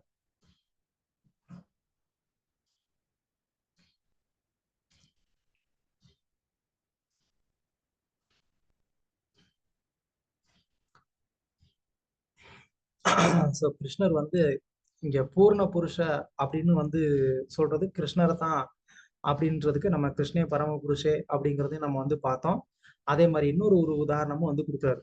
பூர்ண புருஷ அப்படின்னு சொன்னா எந்த விதமான அளவுக்கும் உட்படாதவர்னு வந்து அர்த்தம். அதனாலதான் நம்ம ஏன் பரமாத்மாவை கூட நம்ம சொல்லல அப்படின்னு சொன்னா, பரமாத்மா இந்த பௌதிக உலகத்துல மட்டும்தான் இருக்கிறாரு, அவர் ஆன்மீக உலகத்துல கிடையாது. ஆன்மீக உலகத்துல பரமாத்மாவுக்கு வந்து வேலை இல்லை. அப்போ பரமாத்மாவுக்கு ஒரு லிமிடேஷன் வந்துருது. அவர் பௌதிக உலகத்துலதான் இருக்கிறாரு, ஆன்மீக உலகத்துல இல்லைங்கும் போது அப்போ அவருக்கு ஒரு லிமிடேஷன் இருக்கு இல்லையா. அப்போ அவரை வந்து பூர்ண புருஷன்னு நம்ம சொல்ல முடியாது. அப்ப அந்த பூர்ண புருஷம்ங்கிறது யார சொல்லுது அப்படின்னா, நம்ம again second canto 3rd chapter 10th shloka வந்து நம்ம வந்து பார்க்கலாம். என்னது, அகாம சர்வ காமோவா மோக்ஷ காம உதாரதி தீவிரேன பக்தி யோகேன யஜேத புருஷம் பரம். யஜேத புருஷம் பரம் இல்லையா, பரம் புருஷம் வழிபாடு பண்ணணும். யார வழிபாடு பண்ணணும், யஜேத புருஷம் பரம். பரம புருஷர்னா யாரு, அகைன் அங்க அது வந்து கிருஷ்ணர். அந்த கிருஷ்ணர் தான் பரம புருஷர். சோ அந்த பரம புருஷரை நமக்கு வந்து எந்த விதமான ஒரு டிசைர் இருந்தாலும் பரவாயில்ல. அகாம அகாம அப்படின்னு சொன்னா கிருஷ்ணருடைய இன்பத்தை தவிர வேற டிசைர் இல்லாதவங்கன்னு அர்த்தம். அகாமனா டிசைரே இல்லாதவங்கன்னு அர்த்தம் கிடையாது. அகாமனா தனக்குன்னு ஒரு டிசைர் இல்லாதவங்க, கிருஷ்ணருடைய டிசைருக்காக மட்டுமே செயல்படக்கூடியவங்கன்னு அர்த்தம். அவங்களா இருந்தாலும் சரி, இல்ல தனக்கு எல்லா விதமான என்ஜாய்மெண்ட் பண்ணணும்னு நினைக்கிறவங்களா இருந்தாலும் சரி, யாரா இருந்தாலும் என்ன பண்ணணும், அவங்க வந்து பகவானுக்கு தீவிர பக்தி தொண்டு பண்ணணும் அப்படின்னு சொல்லி அங்க வந்து சொல்லப்பட்டிருக்கு. சோ அந்த விதத்திலையும் பூரண புருஷர் அப்படின்னு சொன்னா அது கிருஷ்ணர் தான் அப்படிங்கறது நம்ம வந்து இங்க தெரிஞ்சுக்கிறோம். ஓகே, சோ ஃபைனலா நம்ம இங்க வந்து தெரிஞ்சுக்க போற விஷயம் என்ன, இந்த ஒரு ஆன்மீகவாதி, அதாவது அருவ பிரம்மன்ல வந்து நிலைத்திருக்கக்கூடிய ஒரு ஆன்மீகவாதி, அவருக்கும் இந்த பாகவதத்தின் மூலமா ஆனந்தத்தை அடைய முடியும் அப்படின்னு சொன்னா அதுக்கு காரணம் என்ன?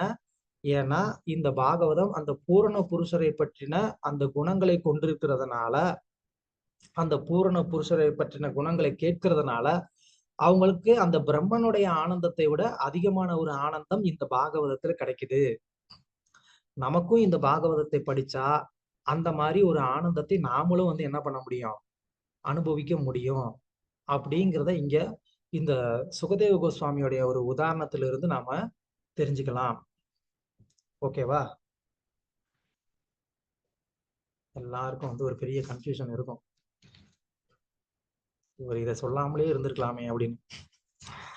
ஓகே, பரவாயில்ல, கடைசியில கேள்வி கேளுங்க. பதம் 10.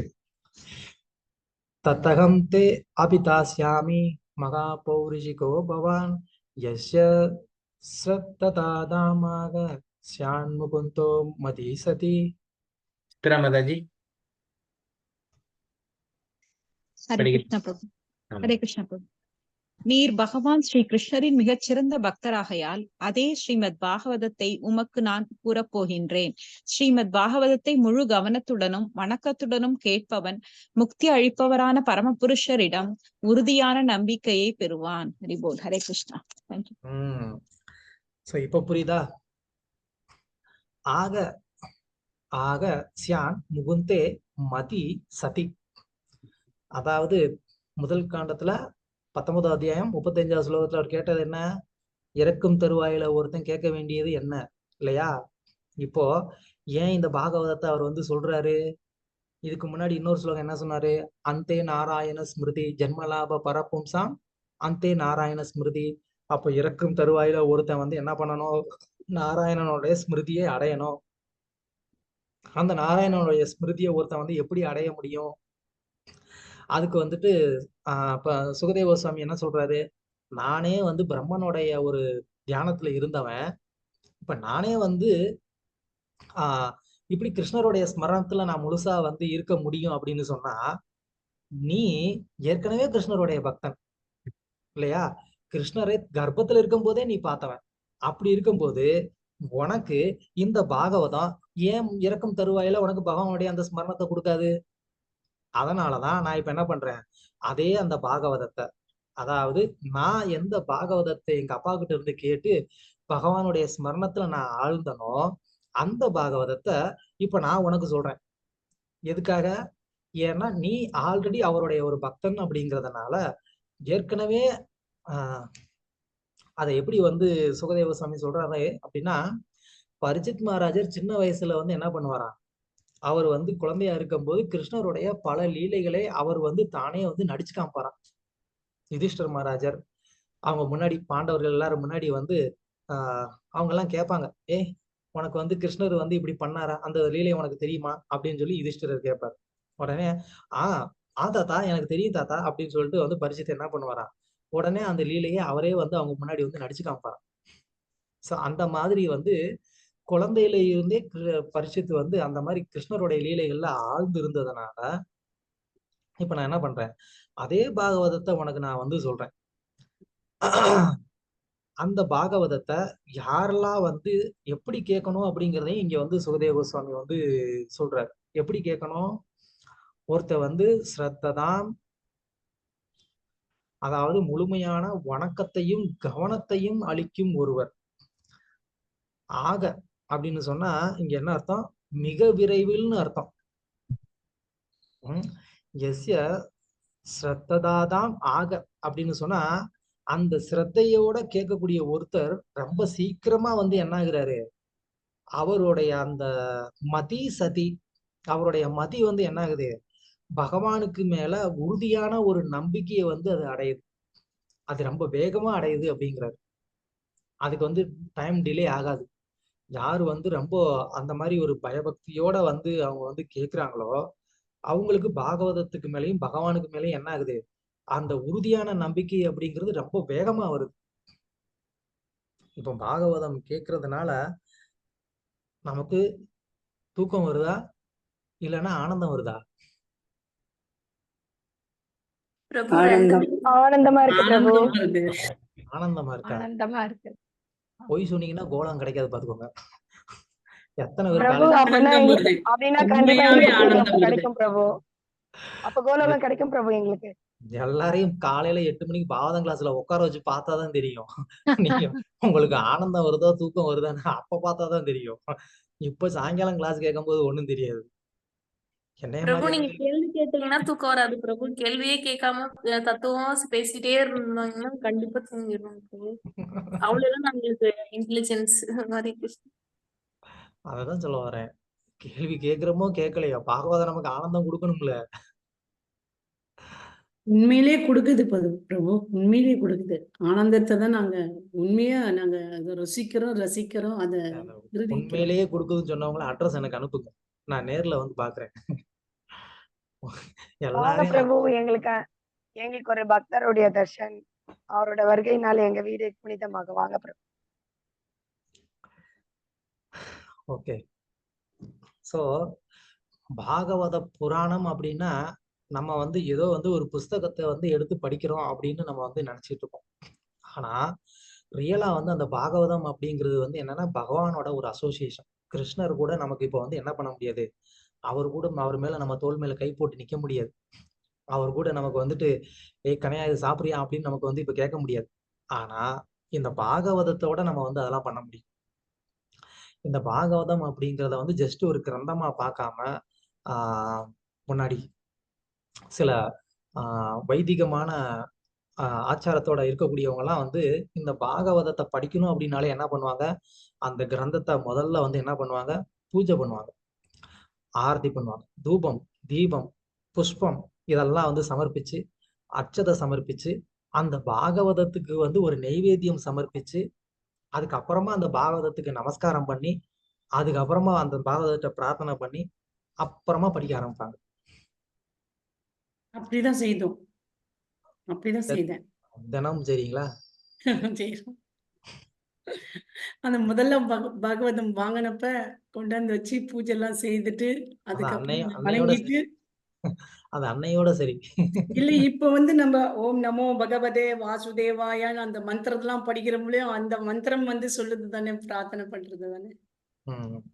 அப்ப அதே மாதிரி நம்மளும் இருந்துக்கலாம், எதுவும் போக ஆஃபர் பண்ணி சாப்பிடாம இருந்துடலாம்ல.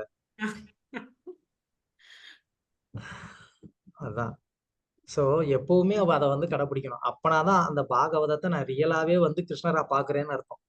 இப்ப வீட்டுல கிருஷ்ணருடைய விக்கிரகம் இருக்கு, தினமும் வந்து ஆஃபர் பண்ணுவீங்களா இல்ல வீட்டுக்கு கொண்டு வந்து அன்னைக்கு மட்டும் ஒரு எல்லாம் பண்ணிட்டு அதுக்கு அடுத்து வந்துட்டு சரி அடுத்த ஜென்மாஷ்டமி தான் கிருஷ்ணா டாடா பாய் பாய் அப்படின்னு சொல்லிடுவீங்களா? தினமும் ஆஃபரிங் பண்றோம். தினமும் பண்ணணும்னா பிரபு எப்பெல்லாம் சமைக்கிறோமோ அப்பெல்லாம் பண்ணுவோம். அது மாதிரிதான் பாகவதமும். அட்லீஸ்ட் பாகவதத்தை நம்ம ஆல்டர்லயாவது வச்சிருக்கிறோமா? வச்சிருக்கோம் பிரபு. பகவத்கீதை பாகவதம் குறைந்தபட்சம் பாகவதத்தை ஆல்டர்லயாவது வச்சு என்ன பண்ணணும், நம்ம ஆர்த்தி வந்து ஏதோ வந்து பண்ணா அப்போ பாகவதத்தை ரியலாவே நம்ம வந்து கிருஷ்ணரா மதிக்கிறோம்னு அர்த்தம். நான்லாம் வந்து தலைக்கு வச்சு படுத்து தூங்கிடுவேன். கிருஷ்ணருடைய ஒரு க்ளோஸ் அசோசியேஷன் வேணுங்கிறதுக்கு தான், வேற ஒண்ணும் கிடையாது. தப்பா எடுத்துக்காதீங்க பிரபு. அதனாலதான் பிரபு உங்களுக்கு இந்த பிலாசபிலாம் டைரக்டா மூளைக்குள்ள போயிட்டு இருக்கு பிரபு. பிரபு நல்ல ஐடியா கொடுத்துருக்காருன்னு சொல்லி யாராவது இதை ஃபாலோ பண்ண ஆரம்பிச்சிடாதீங்க. கேட்டா எங்களுக்கு பக்தி கிளாஸ்ல பிரபு தான் இப்படி சொல்லி கொடுத்தாரு சொல்லி.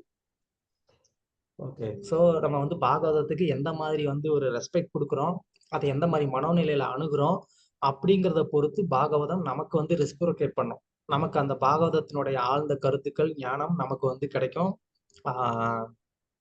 அதுக்கப்புறமா நிறைய விஷயங்கள் நம்மளால ரியலைஸ் பண்ண முடியும் பாகவதத்தை படிக்கும்போது.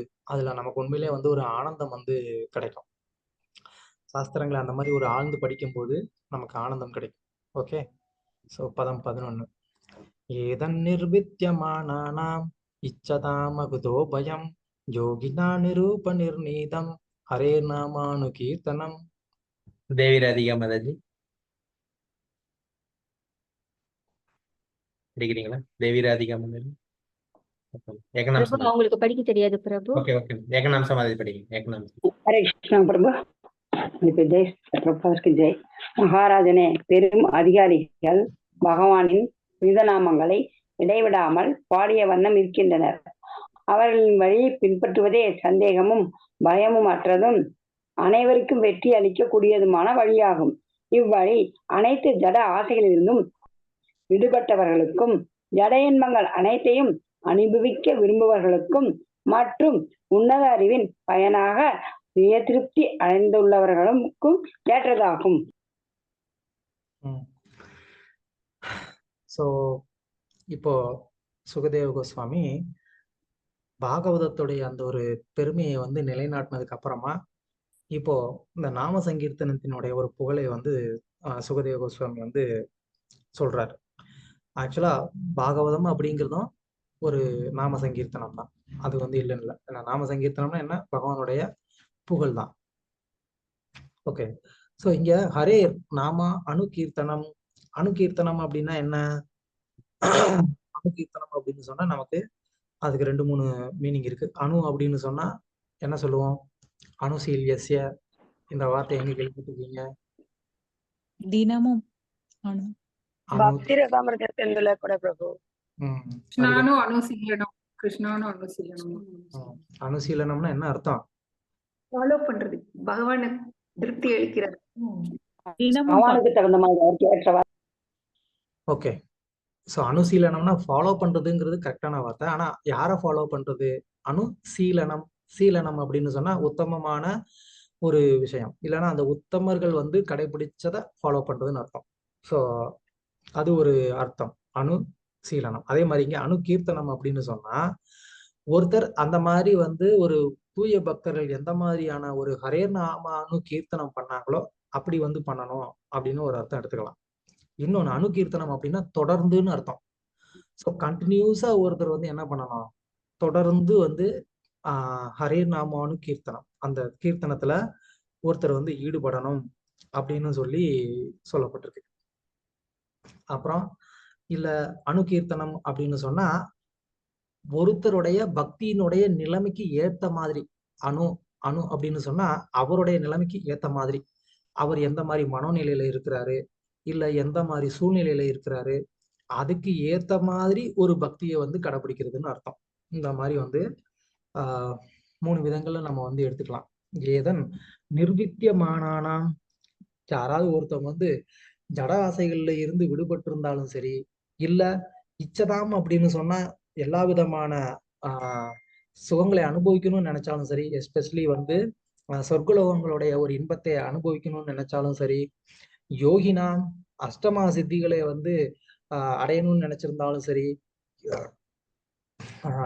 நிரூப நிர்ணீதம், ராஜா இந்த மாதிரி ஆளுங்க யாரா இருந்தாலும் அவங்க வந்து எந்த ஒரு வழிமுறையை கடைபிடித்து அந்த ஒரு இன்பத்தை அடைஞ்சாங்களோ, ஒரு பயமற்ற தன்மை அவங்க வந்து அடைஞ்சாங்களோ, அப்கோர்ஸ் அவங்க கம்ப்ளீட்டான ஒரு பயமற்ற தன்மையை அடைஞ்சிருக்க முடியாது. பட் ஆனா அதையும் தாண்டி ஒருத்தர் பயமற்ற தன்மையை வந்து அடையணும் அப்படின்னு சொன்னா அவர் என்ன பண்ணணும்? ஹரே நாமானு கீர்த்தனம்.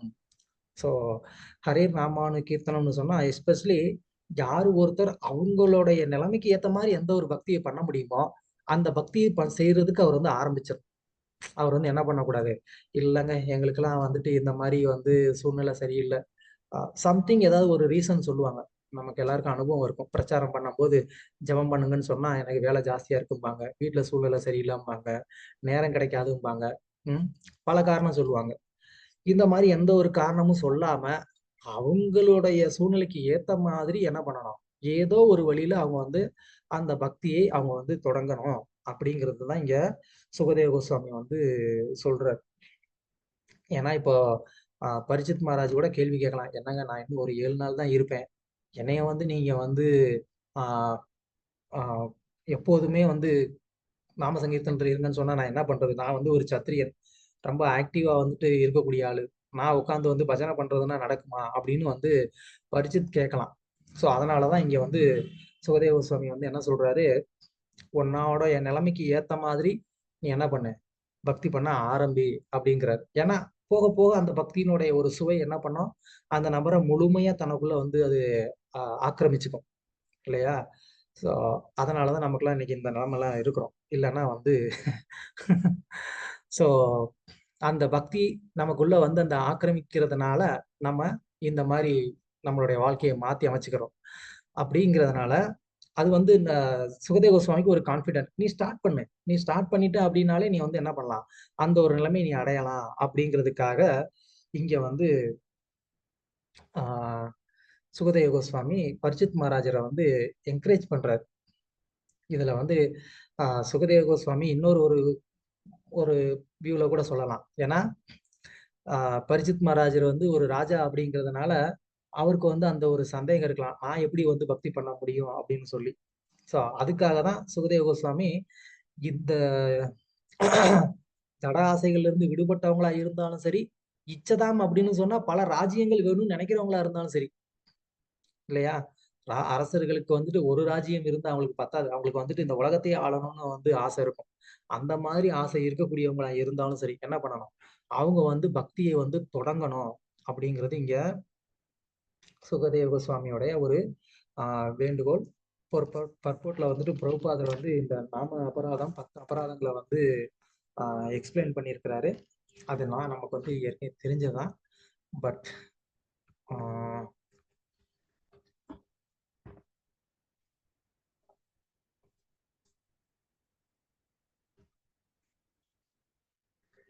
ஓகே, ஸோ இந்த நாம ஜபம் நமக்கு வந்துட்டு முழுமையான ஒரு பலன் நமக்கு வந்து கொடுக்கணும் அப்படின்னு சொன்னா நாம என்ன பண்ணணும், அந்த நாம அபராதத்துல இருந்து நாம வந்து விடுபட்டு இருக்கணும் அப்படின்னு சொல்லி பிரபுபாதர் இங்க பர்போர்ட்ல அந்த 10 நாம அபராதங்களை வந்து விளக்கி இருக்கிறாங்க.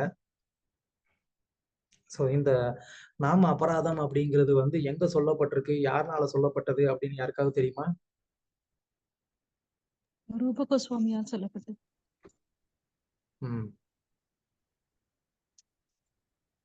வேற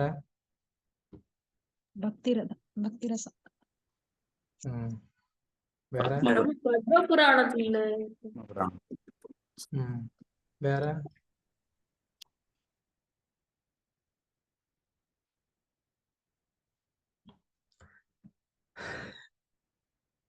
தினமும் நாம இந்த நாம அபராதத்தை வந்து சொல்றோமா இல்லையா? இல்ல சொல்றோம் பிரபு. தினமும் சொல்றோம் அப்படின்னு சொன்னா அப்ப எங்க இருக்குன்னு தெரியணும்ல. இப்போ வியாசதேவர் சொல்லியிருக்காருங்க பிரபு, பத்ம புராணத்துல இருந்து எடுத்து. வியாசதேவர் சொல்லியிருக்காரா? வேற பிரபு சைத்தன்ய சரிதாமிரத்துல ஹரிதாஸ் தாக்கூர் சொல்லி.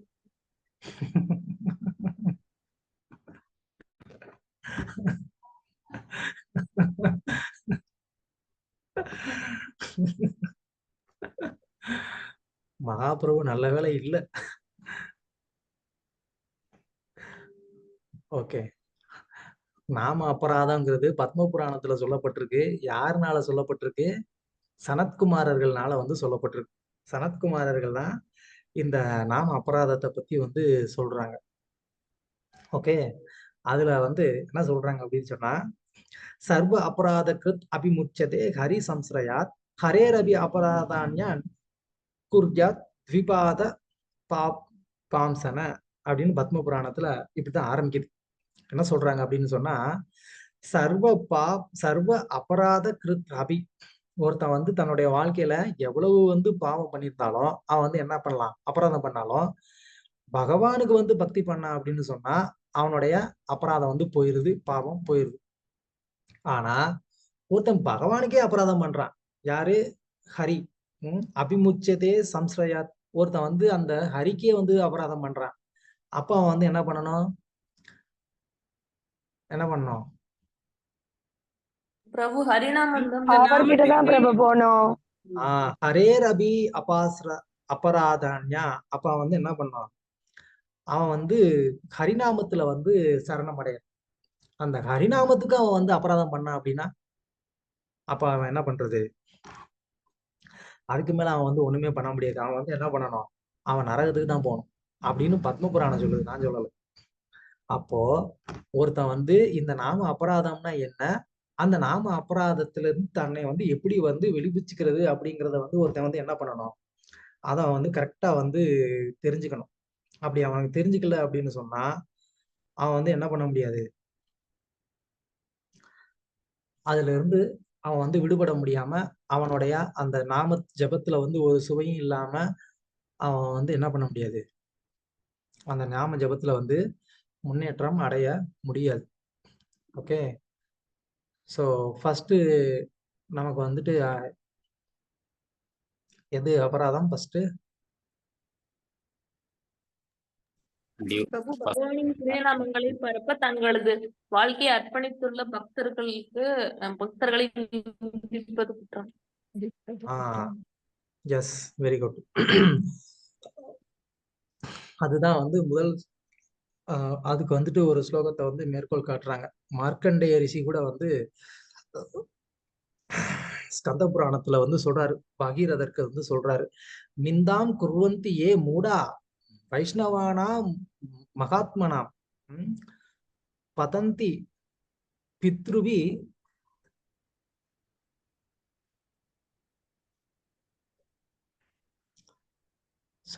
ஸ்ரத்தாம் மகாரௌரவம் சம்ய ஹந்தி நிந்தந்தி வை துவேஷ்டி வைஷ்ணவாம் நாபினந்தி. அதாவது அபராதங்கள்லயே வந்து ரொம்ப பெரிய ஒரு அபராதம் என்ன அப்படின்னு கேட்டா அது வந்து வைஷ்ணவருக்கு செய்யக்கூடிய ஒரு அபராதம். அந்த அபராதத்தை ஒருத்தன் வந்து பண்ண அப்படின்னு சொன்னா பதந்தி பித்ருபி, அவனுடைய முன்னோர்களோட சேர்ந்து அவன் வந்து கீழே விழுகிறானா. எங்க?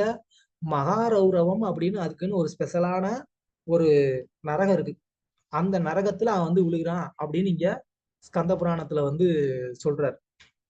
ஓகே, அப்படி அது என்னென்ன அபராதம் அப்படின்னு சொன்னா அந்த அபராதம் வந்து 6 டைப்பா இருக்கு. அந்த 6 டைப் என்ன அப்படின்னு சொன்னா அதாவது ஒரு வைஷ்ணவரை வந்து கொல்றது, இல்லைன்னா வந்து தாக்குறது, இல்லைன்னா வந்து கிரிட்டிசைஸ் பண்றது, இல்லைன்னா வெறுக்கிறது, இல்லைன்னா வரவேற்காம இருக்கிறது, இல்லைன்னா அவர் மேல வந்து கோபத்தை வெளிப்படுத்துறது.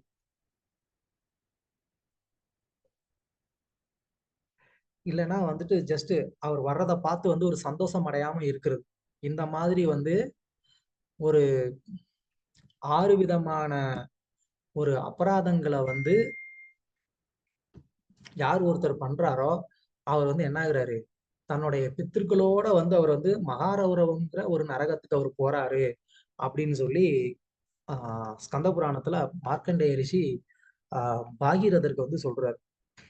ஓகே, ஸோ அதனால இந்த வைஷ்ணவ அபராதம் அப்படிங்கிறது வந்து ரொம்ப ரொம்ப முக்கியமான ஒண்ணு. எனக்கு கூட ஒரு ஆசை, நம்ம முதல்ல இந்த 10 அபராதங்களை வந்துட்டு டீட்டெயிலா நம்ம வந்து தெரிஞ்சுக்கணும் அப்படின்னு சொல்லி அதை வந்து ஒரு முறை வந்து சந்தர்ப்பம் கிடைச்சா அதுக்கு 10 அபராதங்களுக்கே வந்து ஒரு செமினார் எடுக்கணும்னு எனக்கு ஒரு விருப்பம் இருக்கு. பார்க்கலாம். ஓகே, ஸோ அது முதல் அபராதம். இன்னும் மற்ற அபராதங்கள்லாம் இருக்கு, நமக்கு தெரியும். ஸோ நான் ஜஸ்ட் வைஷ்ணவர்களுக்கு பண்ணக்கூடிய அபராதத்தை மட்டும் நான் வந்து எடுத்து சொல்லியிருக்கேன். அதுக்கு இன்னொரு ஒரு உதாரணமும் வந்துட்டு ஜீவகோஸ்வாமி வந்து கொடுக்குறாரு. நாம கௌமுதி அப்படின்னு சொல்லி ஒரு கிரந்தம், அந்த கிரந்தத்துல வந்து மேற்கோள் காட்டுறாரு. மகத் அபராதஸ்ய போகையேவ நிவர்த்தஸ்ய தத் அனுக்கிரகோவா. அதாவது ஒருத்தன் வந்து தன்னுடைய வாழ்நாள்ல அவன் செய்யக்கூடிய மிகப்பெரிய ஒரு அபராதம்,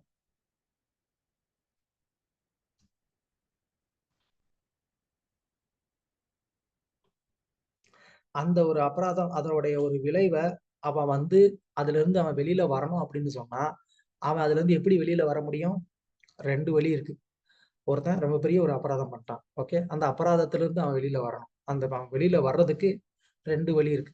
ஒண்ணு, தன்னுடைய அந்த அபராதத்தினுடைய விளைவை அவனே வந்து ஏத்துக்கிறது. ஓகே, இது நான் அபராதம் பண்ணேன், அதை நான் அக்செப்ட் பண்ணிக்கிறேன் அப்படின்னு சொல்லி. யார் இதுக்கு உதாரணம் சொல்லுவீங்க? பரீட்சித் மகாராஜ் பிரபு. Okay, very good. இன்னொன்னு? அம்பரீஷர். நோ. இந்த உமியில இல்ல பிறகு ஒருத்தர் உமியில தீ வச்சு. ஓகே, மண்டன மிஸ்ரர்.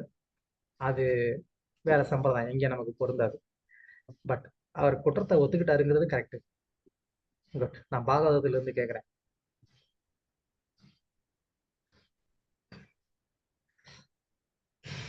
நோ, தெரியல. பிரபு அஜாமலனம் பிரபு. இந்திரத்யும்ன மகாராஜா கஜேந்திரனா வந்தது யாரு? இந்திரத்யும்ன மகாராஜ். இந்திரத்யும்ன மகாராஜா தானே. என்ன பண்றாரு?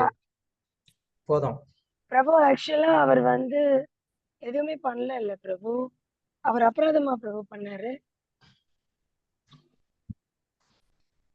இந்திரத்யும்ன மகாராஜர் அகஸ்தியரை வந்து ப்ராப்பரா ரிசீவ் பண்ணல அப்படின்றது அகஸ்தியருடைய ஒரு குற்றச்சாட்டு. அதை வந்து அவர் இந்திரத்யும்ன மகாராஜா அக்செப்ட் பண்ணிக்கிறார். ஓகே, பரவாயில்ல, இது என்னுடைய அபராதம் தான், நீங்க என்ன இதுக்கு தண்டனை கொடுத்தாலும் நான் ஏத்துக்கிறேன் அப்படின்னு சொல்லி என்ன பண்றாரு, அதை ஏத்து அதை அனுபவிக்கிறாரு. அதை முடிச்ச உடனே என்ன ஆகுது, எக்ஸாக்டா அவர் வந்து லிபரேட் ஆயிடுறாரு இல்லையா? சோ இது ஒரு வழி.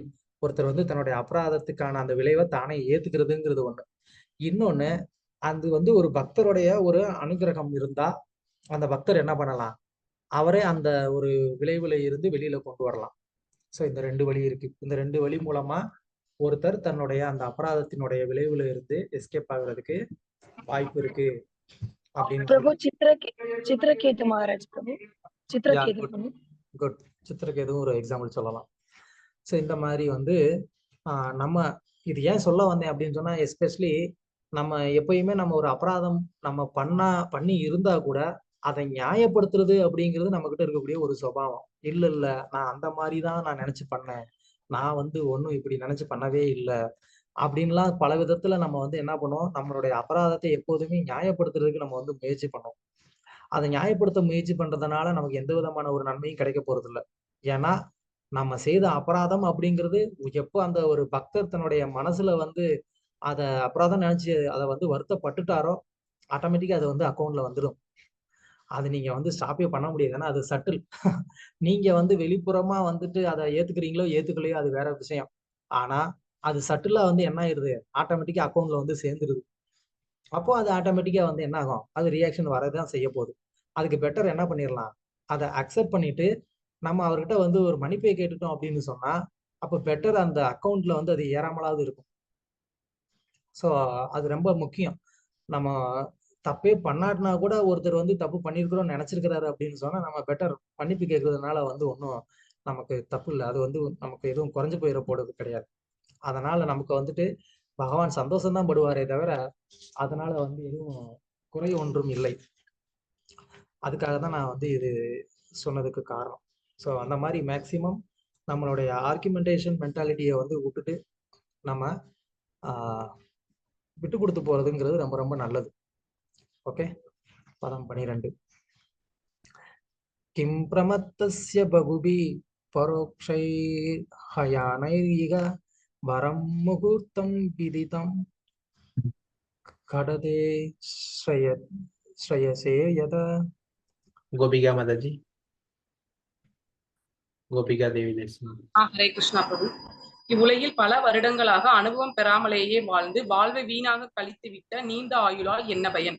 ஒரு நொடி நேரமாவது முழு உணர்வுடன் வாழ்வது சிறந்தது. ஏனெனில் ஒருவன் தன்னுடைய மிக உயர்ந்த நன்மையை தேடி அலைவதற்குரிய துவக்கத்தை அது வழங்குகிறது. தேங்க்யூ. ஸோ இப்போ பரிசுத்தோடைய ஒரு கேள்வி என்ன அப்படின்னு சொன்னா, ஹரேர் நாமானு கீர்த்தனம்னு சொல்லிட்டீங்க, ஓகே, பஜனை பண்ணணும், அதுதான் வந்து எனக்கு உயர்ந்த வழி அப்படின்னு சொன்னீங்க. ஆனா எனக்கு இருக்கிறது 7 நாள் தான். இந்த 7 நாள்ல நான் வந்து பஜனை பண்ணி நான் வந்து பகவானை அடைஞ்சிடலாமா, இது வந்து சாத்தியமா அப்படின்னு வந்து பரிசுத்துக்கு வந்து ஒரு கேள்வி. அதனால வந்து எனக்கு இருக்கிற டைம் லிமிட்டுக்கு ஏத்த மாதிரி நீங்க வந்து ஏதாவது வந்து ஒரு சொல்யூஷன் சொன்னா நல்லா இருக்குமே அப்படின்னு சொல்லி சுகதேவ கோஸ்வாமி கிட்ட பரிசித்து வந்து கேட்கிறாரு. அப்ப அதுக்கு தான் வந்து சுகதேவ கோஸ்வாமி இங்க சொல்றாரு, நீ அதை பத்திலாம் கவலைப்பட வேண்டாம்ப்பா அப்படின்னு சொல்லி அதுக்கு வந்து இப்போ ஒரு ஸ்டோரி சொல்ல போறாரு. இன்னும் ஒரு 3 ஸ்லோகத்துல வந்து இந்த மாதிரி டைம் லிமிட்டை பத்தி நம்ம வந்து கவலைப்பட வேண்டியதில்லை அப்படிங்கிறதுக்கு இப்போ வந்து ஒரு இன்னும் 3 ஸ்லோகத்துல வந்து ஸ்டோரி சொல்ல போறாரு. ஸோ இங்க வந்து பரிசித் மகாராஜருக்கு என்கரேஜ் பண்றதுக்காக என்ன சொல்றாரு, நீ என்ன 7 நாளை பத்தி நீ கவலைப்பட்டுக்கிட்டு இருக்கிற, ஒருத்தன் வந்து 1000 வருடம் வந்து வாழ்ந்தா கூட பகவானை பத்தின ஞானமே இல்லாம வாழ்ந்தானா அதுல என்ன பிரயோஜனம் இருக்கு? இன்னும் ரொம்ப அற்புதமா வந்து பின்னாடி ஸ்லோகங்கள்லாம் வருது. ஓகே, ஸோ ஒருத்தர் வந்து ஒரு தன்னுணர்வை பத்தின ஒரு ஞானமே வந்து இல்லாம பல 1000 வருடங்கள் இந்த உலகத்துல வாழ்ந்துதான் என்ன பிரயோஜனம்?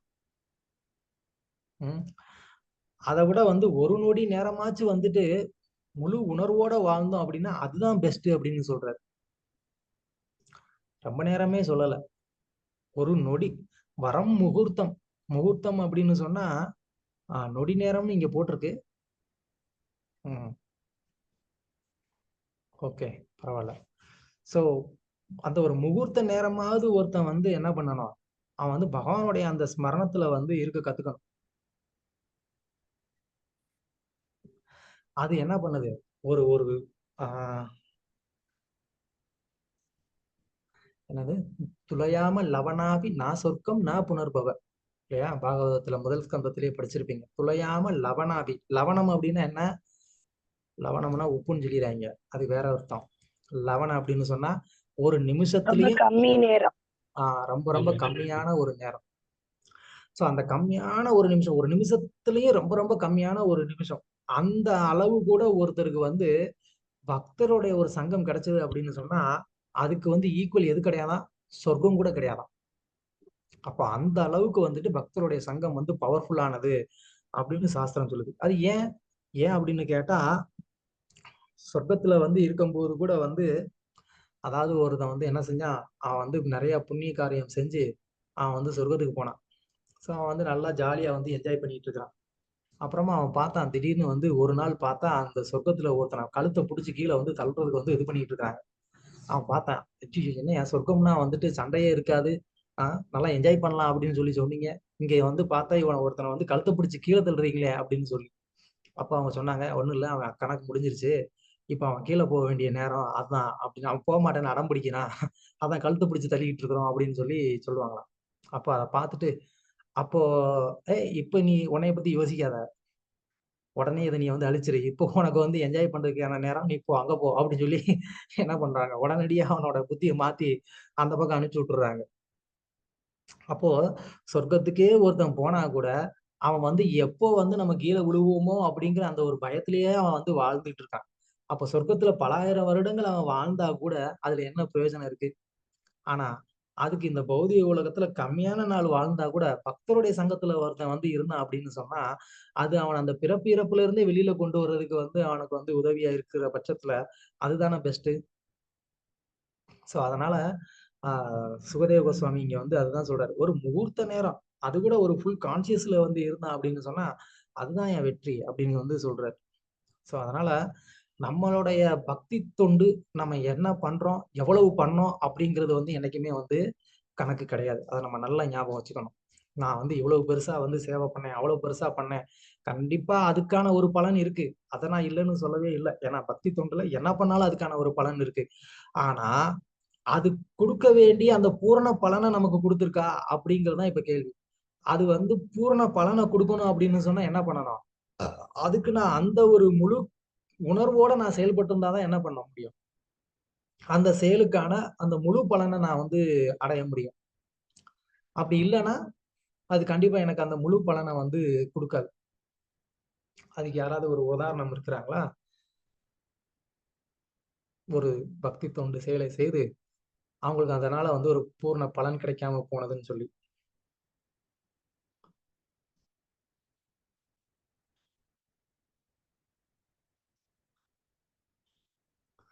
இப்படி கேள்வி கேட்டாதீங்க பிரபு. அஜாமலா பிரபு. அஜாமிலன்.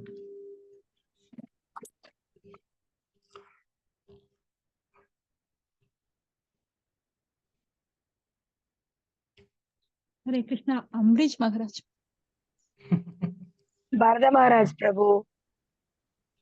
எப்படி? பிரபு அவர் வந்து சாது சங்கம் இல்லாததுனால முதல் தடவை வீடு தானே பிரபு செஞ்சாரு. அதுக்கப்புறம் தான் திருப்பி அந்த தவறை உணர்ந்துட்டு திருப்பி வராரு. Very good. பாவா ஸ்டேஜ் வரை வந்து அதாவது அவர் வந்து பக்தி தொண்டுல வந்து ஒரு உயர்ந்த நிலையில இருந்திருந்தா கூட அவர் வந்து அந்த நிலையில ஒரு முழு கான்சியஸ்ல இல்லாம அவர் தவறிட்டதுனால அவர் முழு பலனை அடைய முடியாம போயிட்டார் இல்லையா? அப்போ பக்தி தொண்டுல அந்த மாதிரி ஒரு அவ்வளவு காலம் வந்து ஸ்பெண்ட் பண்ணி அவர் வந்து ஒரு நல்ல நிலைமையை அடைஞ்சிருந்தும் கூட இறுதியில அவருடைய அந்த கான்சியஸ்னஸ்ல வந்து அவர் சேஞ்ச் வந்ததுனால என்ன ஆக முடியல, அந்த பிறவிலேயே அவர் பகவானை அடைய வேண்டியது இன்னும் ஒரு 2 பிறவி வந்துட்டு என்ன ஆயிருச்சு, அது வந்து டிலே ஆயிடுச்சு. ஸோ அதுதான் வந்து நம்ம பக்தி தொண்டு அப்படிங்கிறது எந்த கான்சியஸ்ல நம்ம பண்றோம் அப்படிங்கிறது ரொம்ப ரொம்ப முக்கியம். வெளிப்புறமா பாக்குறதுக்கு நம்ம பக்தி பண்ற மாதிரி இருக்கும், சேவை பண்ற மாதிரி இருக்கும், பிரச்சாரம் பண்றோம், அது பண்றோம், இது பண்றோம், எல்லாம் வந்து இருக்கலாம். ஆனா அல்டிமேட்டா என்னுடைய கான்சியஸ் எப்படி இருந்துச்சு அப்படிங்கிறது ரொம்ப ரொம்ப முக்கியம். என்னுடைய கான்சியஸ் வந்து சரியில்லை அப்படின்னு சொன்னா அப்ப எவ்வளவு நாள் வேணாலும் நான் வந்து எல்லாம் பண்ணிட்டு இருக்கலாமே தவிர நான் வந்து அல்டிமேட்டா நான் வந்து பகவான் கிட்ட போயிட்டேனா இல்லையானா அது கொஸ்டின் மார்க்கா தான் இருக்கும். ஓகே. ஓ 7:30 ஆயிடுச்சா? ஓகே. ஹரே கிருஷ்ணா. தேங்க்யூ. ஏதாவது கொஸ்டின்ஸ் ஆர் கமெண்ட்ஸ்? பிரபு இதுல வந்துட்டு சோட்டா ஹரி